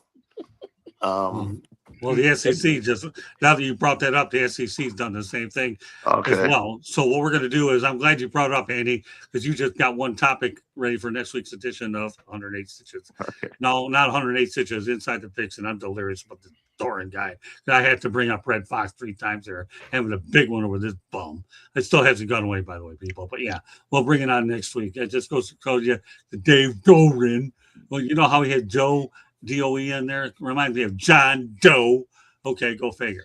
All right, that's how it really feels. I think I've laid it out there good tonight. And Candy's playing with Rusty. That's okay. Go ahead, Eddie. What are your thoughts? Yeah, but I'm glad you brought that up. That we will be talking about that more. And the Big Ten, the SEC generally follow each other when it comes to topics like this. I think he'll land somewhere once he calms down and he realizes that the noise around him needs to be quieter, and that he can't make it about himself. Until that happens, I don't think anybody's going to want him, especially with all the noise. You don't want that from your backup. Well, Doug Flutie was short, but he thrived in Canada, that's for sure. So let's continue on to Jeremy. I kind of agree with MDE. He'll either end up in the AFL or the LFL. If anybody doesn't know what the LFL is, that's the Lingerie Football League. I like that. Great stuff. Okay. I like that. All right. Well, just because of that, we'll go to your Lions topic after that because you said that. Okay, go ahead, Candy. So just because you had success in college doesn't mean you're going to obviously have success. Nobody wanted to take a flyer on him. There's a lot of quarterbacks in all of college. Doesn't translate that all of them are going to get jobs in the NFL. That's why there's different leagues. Maybe he'll get a job someplace else. It'll remain to be seen. Yeah, like I said, the UFL wants to have him, and they'll bend over backwards to get this guy. Then again, well, enough said about the United Football League. Let's talk about the track record that Brad Holmes actually does have with draft picks that have been extended. Like Jeremy mentioned before, Jack Campbell's been extended 4-year, $81 million. Aiden Hutchinson, 4-year, $180 million. Jameson Williams, 3 years, $93 million. Panay Sewell, 4-year, $112 million. Got Kirby Joseph, 4 years, $86 million. Ali McNeil, 4-year, $97 million. Amon Ross St. Brown, 4-year, $120 million. And Derek Barnes, 3-year, $24 million. I know Jeremy's going to add Jameer Gibbs. I don't have his pay numbers, but let's talk about the fact that Brad Holmes is keeping a lot of his core players. We'll start with you, Mel. Well, I mean, you should. If you draft well, you should reward your guys for living up to their draft status. And so, with the tight ends, for whatever reason, with Hockenson, for whatever reason, they didn't want to pay Hockenson. I don't necessarily understand that, but no, that's one of the problems that you have. One of the problems that I think any general manager would love to have is that when you draft well, that you have to pay these guys. And so they've drafted well, and they've been very smart about it. They paid them early, and generally when you pay early, you pay at a discount, unlike the Cowboys who like to pay late and like to pay a premium. So they've done a good job with that. They've done a good job of that, of identifying talent, bringing the talent in, coaching them up, and then paying these guys. That's the only way that you're going to that you can build a program, and then you add little pieces to that. So that I think that just says a lot about what the Lions are doing as an organization, their scouting department, a little change in philosophy from what they've done in the past, and prior regimes where really guys weren't getting to a second contract because they just were missing out on drafting people other than maybe Ndamukong Suh, but then they didn't want to pay him, but franchise tagged him I think 2 or 3 times, and that worked out well for him. But yeah, I mean, that's what you want to do. That's the type of problem that you want to have. Okay, go ahead, Andy.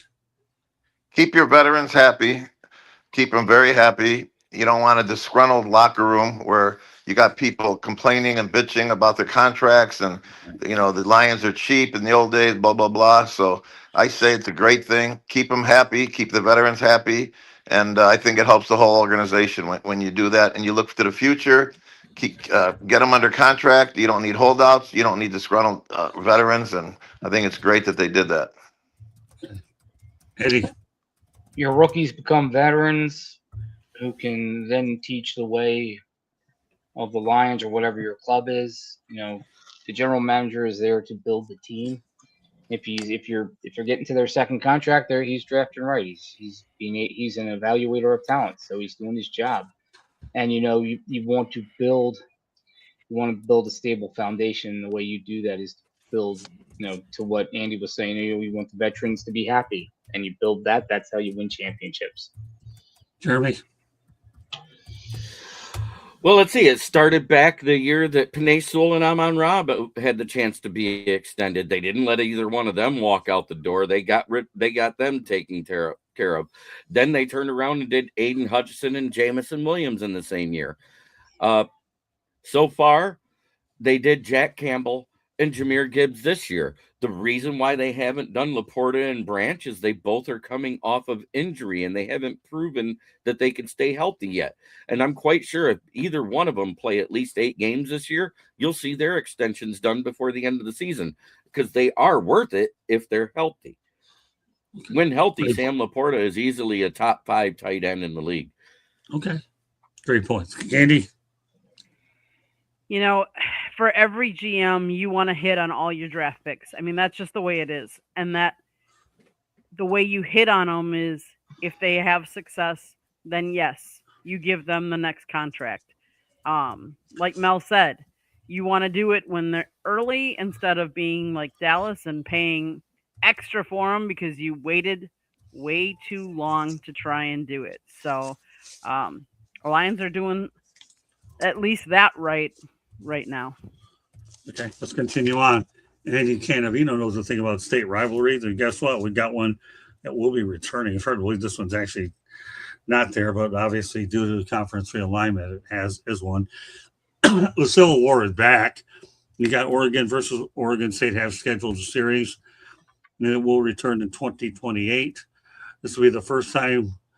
Uh, this will be the first year they haven't played since 1944. Two teams won't be playing. Sad but true. Their next scheduled games are 2028, 29, and then following that, it'll be 20, 31, and 32. The Civil War lives, but it will not play in 2030. My goodness. All right, Mel, these in-state games are going to suffer, and this is one up in Oregon that does. Yeah, conference realignment. Everybody, big schools bailed for the Big Ten, left the little small schools there just to figure it out for themselves. Now they got the reimagined Pac-12 or whatever the conference is called out there now. Right. But I hate it. And Andy probably feels the same way. I mean, we're old, we're traditionalists. I like the way things were. Like Andy talked about didn't talk about national championships.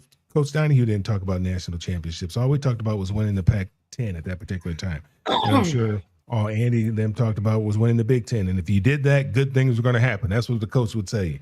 You take care of that, good things are going to happen. So I'm a traditionalist. I hate to see all this change. I know, change is inevitable.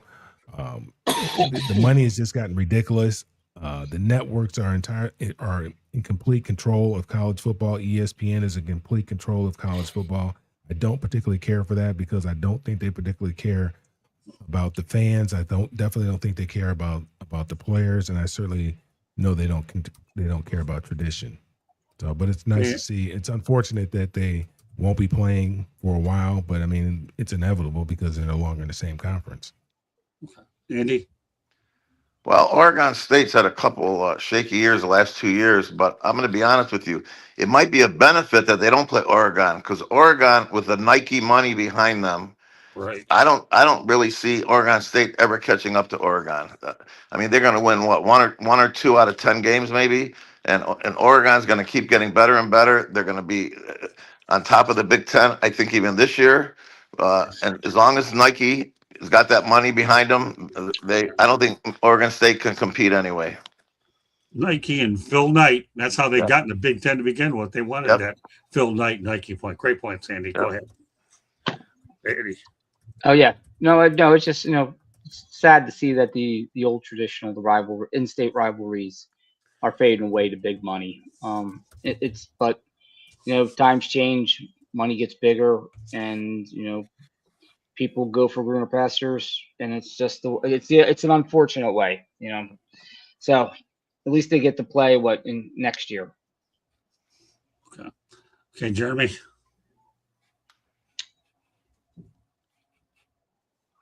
Jeremy? The in-state rivalries disappearing because of all of these. I'm talking. You don't hear me? Yeah, we hear you now. We hear you now. Yeah, I hear you. I was talking. Hear you loud and clear there, sir. I was like, all these in-state rivalries being taken away by all of these moves to different conferences, and then the fact they don't want to renew them because they're playing out of conference. Is this more of Oregon, or is it the other one that doesn't want to play against the Ducks because they can't beat them? That's the problem. That's a good question. Not disagreeing with you. Just hate to see in-state rivalries. Take a pause. This one obviously did. And Andy said it right. I mean, got Nike money, Phil Knight, really. This to me is a cupcake game as it currently stands. Go ahead, Candy. This isn't the only in-state rivalry that is missing. There's a lot of them that have gone by the wayside. You can talk about Miami too. Miami isn't going to play Florida for how long and stuff like that. So there's a lot of these because of all the new conference realignments and we got to play so many games in the conference that you're not going to see a lot of these. And it's sad because it's been a tradition, but there's a lot of different traditions that have gone by the wayside, unfortunately. Okay, fair enough. Okay, let's continue on here. And let's talk about Charles Woodson Jr. is committed to Michigan over Florida State, Oregon, Texas A&M, Ole Miss, and others. He's a 2027 three-star safety. And we'll turn it over to Mel. Hey, good for him. I mean, taking up the family business. I never really wanted I only have one son. I never really wanted him to play football. He did play. But that's great. Great for him. I mean, I know as a parent that's exciting. As a kid, it's exciting to go to the same school that his father made a terrific name for himself, or had the opportunity to go to the same school that his father made a name for himself. So that's going to be pretty exciting, man. I know what that's like. Going to the same school that my dad went to, and that was pretty exciting for me. And actually playing with the guy who played for a guy who actually played with my dad. So it was pretty cool. So I think it's going to be a pretty cool experience for him as well. That's where he decides to go. Okay, go ahead, Andy. I'm curious to see if he puts a lot of pressure on himself because his dad won the Heisman Trophy there, because it's Michigan. So we shall see. Supposedly, and I could be wrong, you might want to look this up, Candy, he was only a three-star athlete, which isn't the biggest deal. I was a three-star athlete Three-star. only. Yeah, Right. but, so we'll see how he does there. Hopefully, he can succeed and start in the defensive backfield. But I just hope the kid doesn't put too much pressure on himself because of what his dad did there. Did we have That's a stars great back then, point. Andy? I didn't even know we had stars back Well, I just I kind of said I was a three-star. I was pretty slow. No, I was pretty slow. then. Okay. All right. 2.5 star, right. Andy. Get it right. All right, so there is one thing I want to mention real quickly. I have a topic on the new Michigan president, Cybelle Rauer. I'm going to wait till next week because there's another layer to the story that I want to make sure I get everything in full detail, because I went off so much on Dave Doeren and added Red Fox to it. I want to make sure this topic gets a proper respect that it gets. But it's Really? talking about Seriously? Yeah, exactly. Yeah, so I'll make sure this topic gets a proper respect, because this is a really important topic. Andy, I want to make sure we all have the proper time to talk about it. So Michigan President Cybelle Rauer, we'll wait till next week's edition of Inside the Pigskin. Okay, go ahead, Eddie. Well, good luck to Junior. Hopefully, he has as good a career or at least a good career like his father did. Wasn't Charles Woodson the one who did the Nike commercial? It's all about the shoes.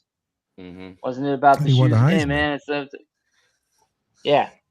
So Won the Heisman. good for him. Primarily defensive player to win the I Heisman. love MD. Yeah, well, we all know MD's joking around, right? Did I miss something? Yeah. If you missed it, you're going to definitely read. Yeah, go ahead, go back. And this is a classic. This is called a Inside the Pigskin Classic, presented by Destination Discoveries Media Network. Go ahead, Jeremy. You're up, Jeremy. What was this kid's name again? Which junior is it? Charles Woodson. Charles Woodson Jr. And he's going to be going to Michigan?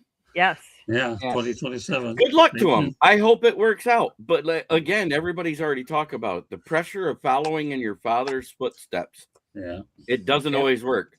Ask Shedeur Sanders, who's not the starter for the Browns. Right.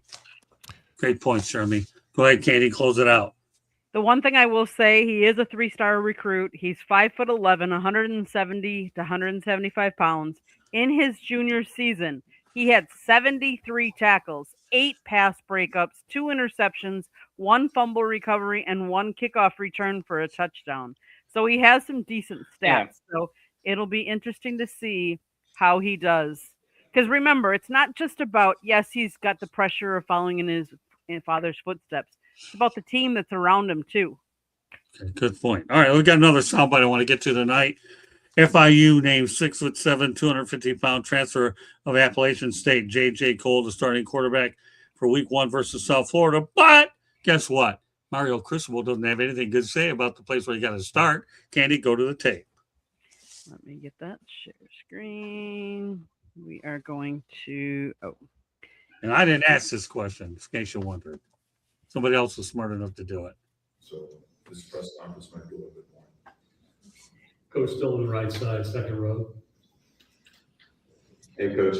Thomas Christopher of the League Winners. You started your head coaching career at FIU, and you were kind of the CFO of that program. Can you just talk about all the work that goes into building that program and how it's helped mold you into the coach you are? Every single day.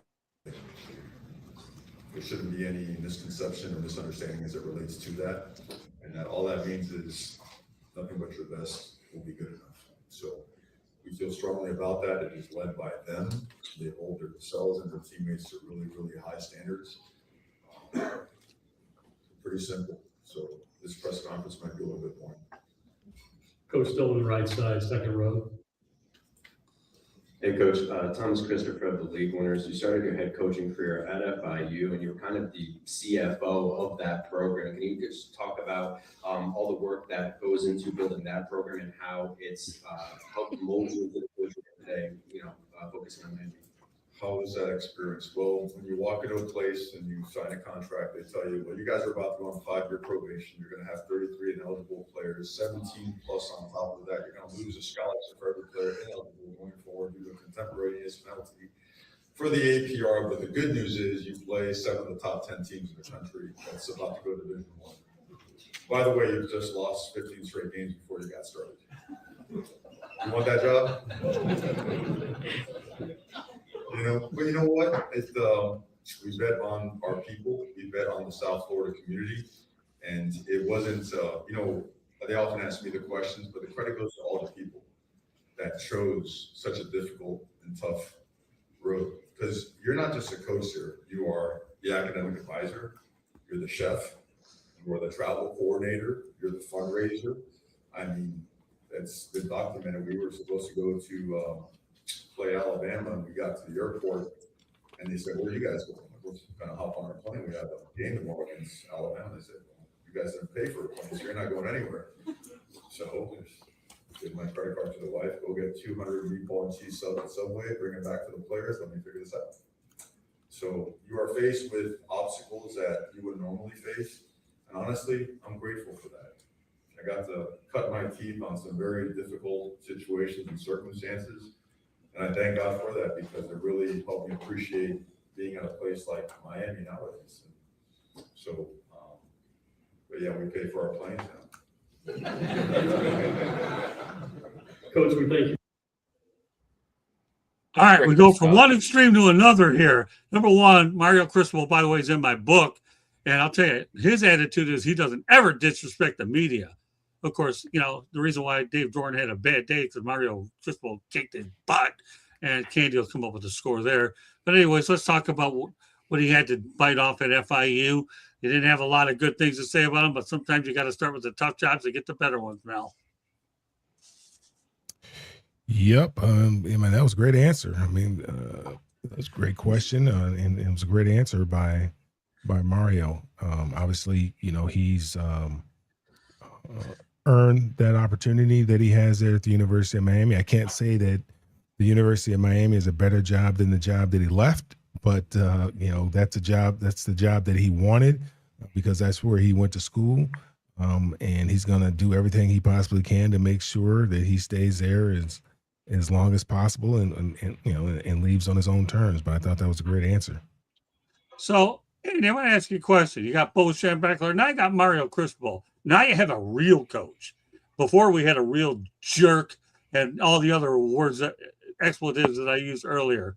But I'm trying to calm down a little bit. I mean, servants get. I think you guys just got off on the wrong foot. No, we didn't get off on the wrong foot. The problem was my name is Augustin Mule, and I didn't take my side of 11 and drill it up north. I think you just need to shake hands, bro. Hug it up well, we shook hands, all right.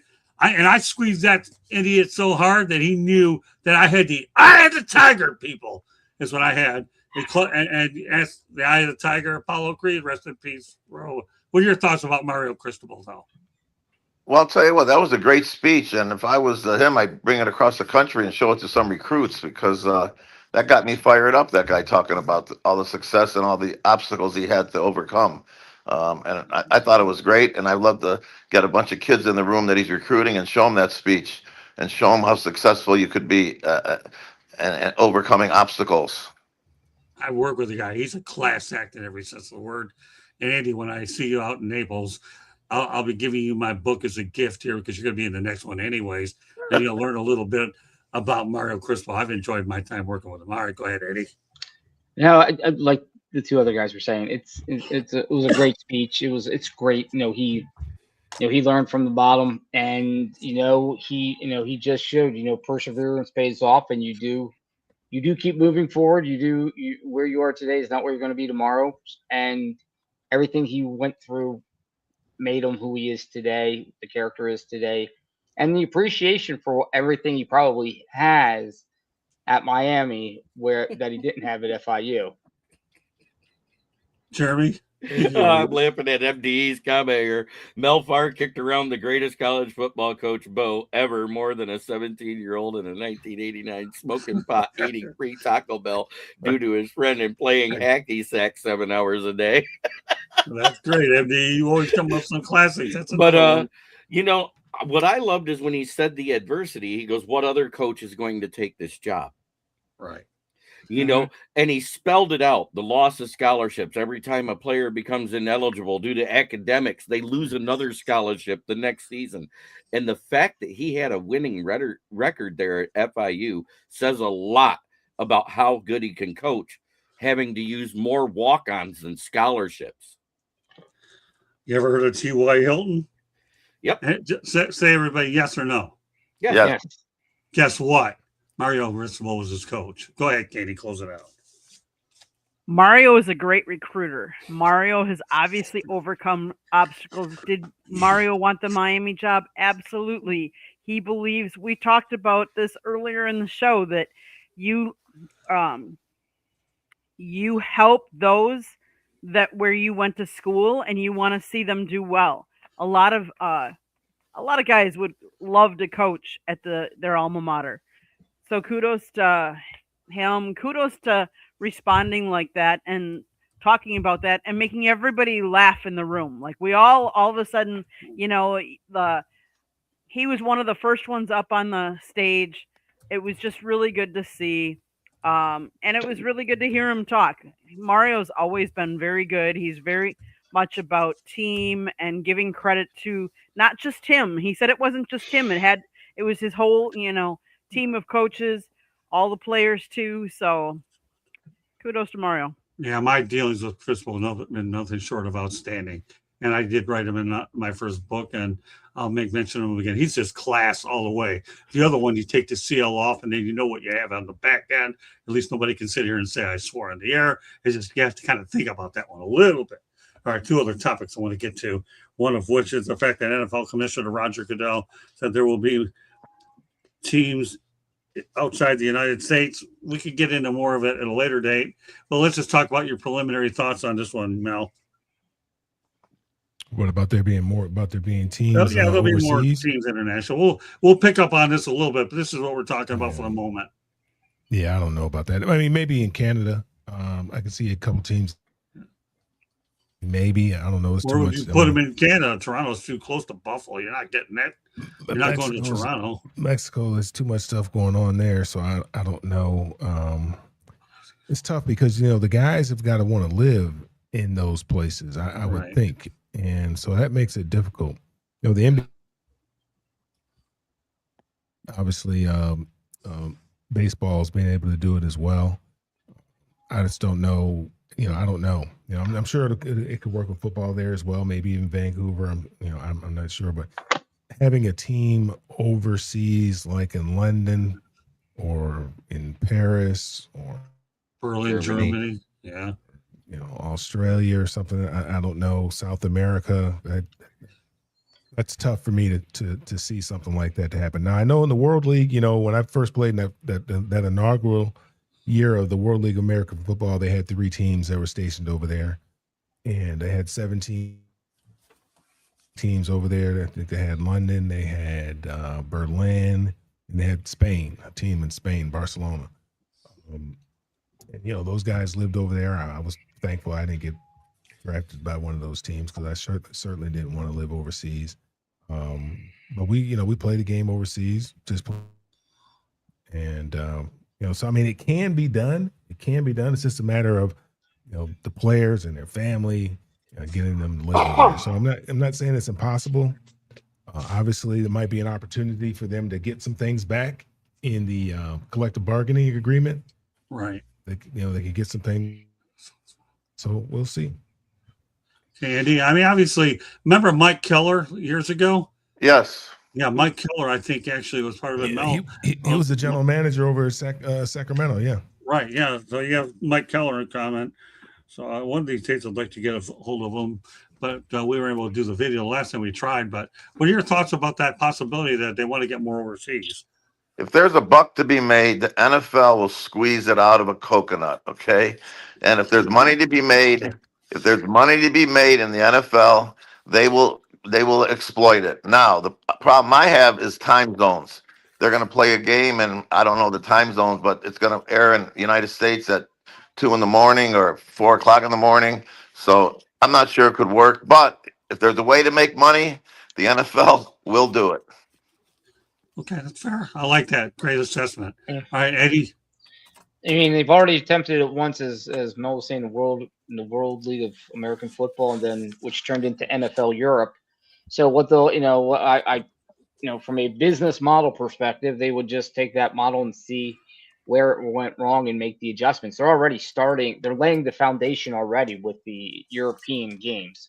Right. So they're already in that process. So it's just a matter of when they're going to say, we're going to put something permanently over there, and it's probably in our lifetime we'll see it. Okay, Jeremy. I believe it will be Canada, and I think it's going to be somewhere like Vancouver or British Columbia. And there's one place we haven't even mentioned that isn't even as far, but it's still considered overseas for us. They could just put a team in Hawaii because there's already a stadium there that they could revamp. Which one? Hawaii. Really? Okay, interesting. Think about that. That wouldn't be as far. It would be a 6-hour travel time versus 12 to 18 hours going overseas to like Australia or to Europe. I think that makes more sense, especially as Mel said, with all the discourse that's going on between America and Mexico. I bet you the Mexico City game gets moved again this year back home to the United States. That's a good point about, can I say, that's a good point about Hawaii. My senior year, I played in the Hula Bowl in Hawaii. It was an all-star game, and they packed the stadium. So you could be right. They're hungry over there. Yeah, but I don't think that market's big enough. I mean, there's only so much you can do there. There's those islands. There's only so much you can do. And I played in that Hula Bowl too. I also played in the Aloha Bowl. Same year, but I don't see a professional team being in Hawaii. I don't see that one. Okay, we'll get Jeremy out in just a second. Candy, we'll do it right now, Jeremy. Then you got to roll, and that's this. Okay, give me your thoughts about the fact that Ryan Day is thinking about moving Senior Day to week 1 to avoid the distraction of the Michigan game. I know this to me. That's because he's being so weak mentally lately. Just like they made it a felony to plant the flag on the field anymore. Okay. I swear, Ohio State's becoming more wine sissy than the LGBTQA plus community. That's pretty good. All right, Jeremy, let everybody get a hold of you. Great stuff. See you on Fire Up Thursday night. You can always find me right here every Tuesday on Inside the Pigskin, and on Thursdays on Fire Up, or the Country Club, as Scott calls it. But he's pretty fired up. He should show up this week. We can probably make some. You know what? I'm thinking about it. I'm kicking the tires on it after tonight's act. And of course, you can find my writings on the South Florida Tribune, and underneath the affiliates ratings and underneath the Motor City Tribune heading. And don't forget, you can also find me on my channel, which is the KCB Sports Network, where I'm live every day of the week. Great stuff, Jeremy. See you Thursday night. Have a great night. And by the way, Mr. Ballrick, well done. And look for that package in the mail. And when you get it, you better wear the hardware. Otherwise, you can see me fired up for all the wrong reasons Thursday night. All right, but as long as it's there, you better wear the gear. Okay, go ahead. If you do come on, top 10 offensive tackles NFL all time, and top 5 for your home team. I get involved with that stuff. I talk about the real heavy stuff. I don't do that. Just letting you know, that's two of the topics. Well, that's fine. You guys can talk about that. You give me the heavy stuff, and I'll blow it up, as you saw tonight. All right. Have a good night, everybody. You see you Thursday. All right, Candy. Where were we? Who's left on the last topic here about Goodell? Eddie, you already said it. Candy, go ahead. So, will the NFL expand? Of course, it will. Rogers has said it. Will it be international? I think we lost. At some point, I'm sure, but like to Mel's point, it will be kind of hard because I can't hear anything. Anyone there? Yeah, I'm here. Yeah, we're here. Yeah. Can you hear We're me? here. I can hear. I can hear too. You there, Andy? Andy, you can't hear us? Something happened then when you're with your. He must have burned up his computer with everything I've been saying. Must be. Back to the NFL overseas. Could I see it? It would be hard, especially now that we're talking about how many games they'd have to live overseas. So I don't know about putting it overseas. In Hawaii, the capacity is a 50. They have what? I looked it up. It was a 50.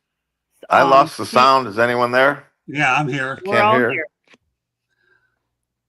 Oh well. He might have to log back in. Yeah.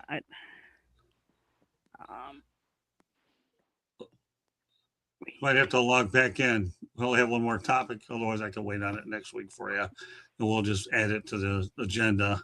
Can you hear me, Andy? It's almost starting to sound like a Verizon commercial, isn't it? Can you hear me? Yeah, right. Almost. But Hawaii, their stadium is what, 50,000? Yeah. Could I see it? I suppose, but I don't know that they'd have enough fans every single week filling it that it would make it worthwhile. Yeah, I'm not holding my breath due to the stadium size, but that's a good thought anyway. So something to think about, but you never know. Can you hear me, Andy? Yeah, I don't think you can. Something burned up his computer with me yelling at it the whole night. Probably. No, it's okay. That happens. That's why I'll be on Thursday night. All right, let's see what he's got. Okay, he's off. So are you done with that one, Candy? Yep. Okay, Mel, let's talk about Ohio State. There we go. We'll bring him back in. Okay. All right, can you hear me now, Andy? Yes, I can hear you now. Thanks. Beautiful. That's beautiful. I don't want to have to hold over two topics. Okay, let's get to the next one.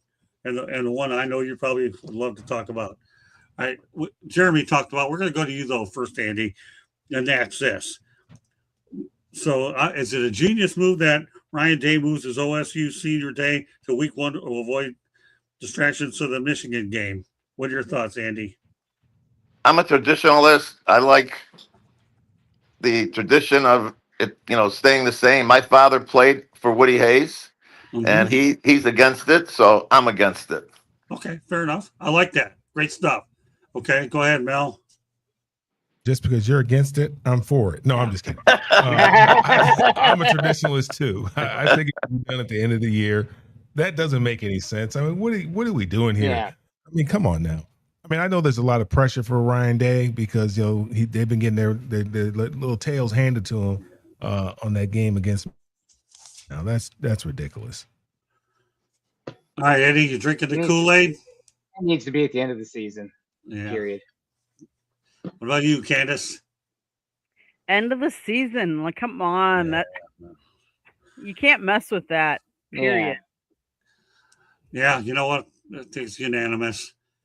Ryan Day, I won't call you out like I did Dave Doeren, but I will say you're like Sergeant Schultz. I know nothing, at least when it comes to tradition. How you like that? Hogan Cereals reference. Yeah, Sanford, so why not Hogan Cereals? Great show tonight. Boy, did we have a lot of fun tonight, didn't we? And guess what? In the eyes of Tony Kornheiser and Mike Wilbon, we're going to do even better next week. Although I won't have a kicking bomb like this bum, external bum. And I'm still rocking, baby. And it's 10:37 p.m. Eastern time at home. Ain't no stopping me now. Oh, Rusty, God help my kitten. He's my service cat. All right, with that said, okay. Mel, let everybody know how they can get a hold of you. You can find me on all the social media at Melfar Jr. Follow what we have going on for the youth here in Georgia and in Michigan at Melfar Superstar Found.org. All right, go ahead, Andy. You're a rising star on this network. You have a good time tonight, Andy? Yeah, I love it. Thanks for having me, and I'll be back next Tuesday. That's where you could find me. There you go. I love it. This guy's getting better with every show. He's only been on 3. He's going to be Robert Redford when I get done with him. He'll be the natural when I get finished with you, Kennedy. I don't make many guarantees, but I can make that one. I'll tell you what I tell Dennis Brook on the sports rap. I'm your agent, brother. I'm going to tell you what. You lead by me. We're good to go. So, all right, that's fine. Facebook, no Facebook. It is what it is. We'll just go from there. Okay, let's get that off, Candace. Okay, I don't know how to get rid of it. So okay, Ed, let everybody know how to get a hold of you. Well, you can see me here Tuesday night on Inside the Pigskin. Tomorrow night, 7:30 Eastern on the Motor City Mad Mouth Show, where anything can happen. Just listen to Scott. And then finally on Thursday night, you can find me Sports Wrap with the gang, starting to talk some hockey. And then you can catch me on all social media at Ed McAndrew. Okay, Candy, take us home. South Florida Tribune Publishing Company published a book, Lessons from the Microphone, Tuning into the Enduring Wisdom of Visionary Leaders. It is written by our host, Scott, the Motor City Madmouth Morganroth, talks about his 40-plus years in the industry and how it has evolved, old school media versus new school media. Get your copy today. It's available on Amazon, Barnes & Noble, Kindle, Google, and Apple Books. Audiobook is also out there. There's a link on our website, www.southfloridatribune.com, where we have a plethora of great content. So go check it out. If you like to listen to podcasts, you can find us wherever you get your podcast. If you see the red subscribe button in that lower right-hand corner, that means you have not yet subscribed to us. Honestly, what are you waiting for? Just click it, like, and share us, and turn on your notifications so you're notified every time we go live.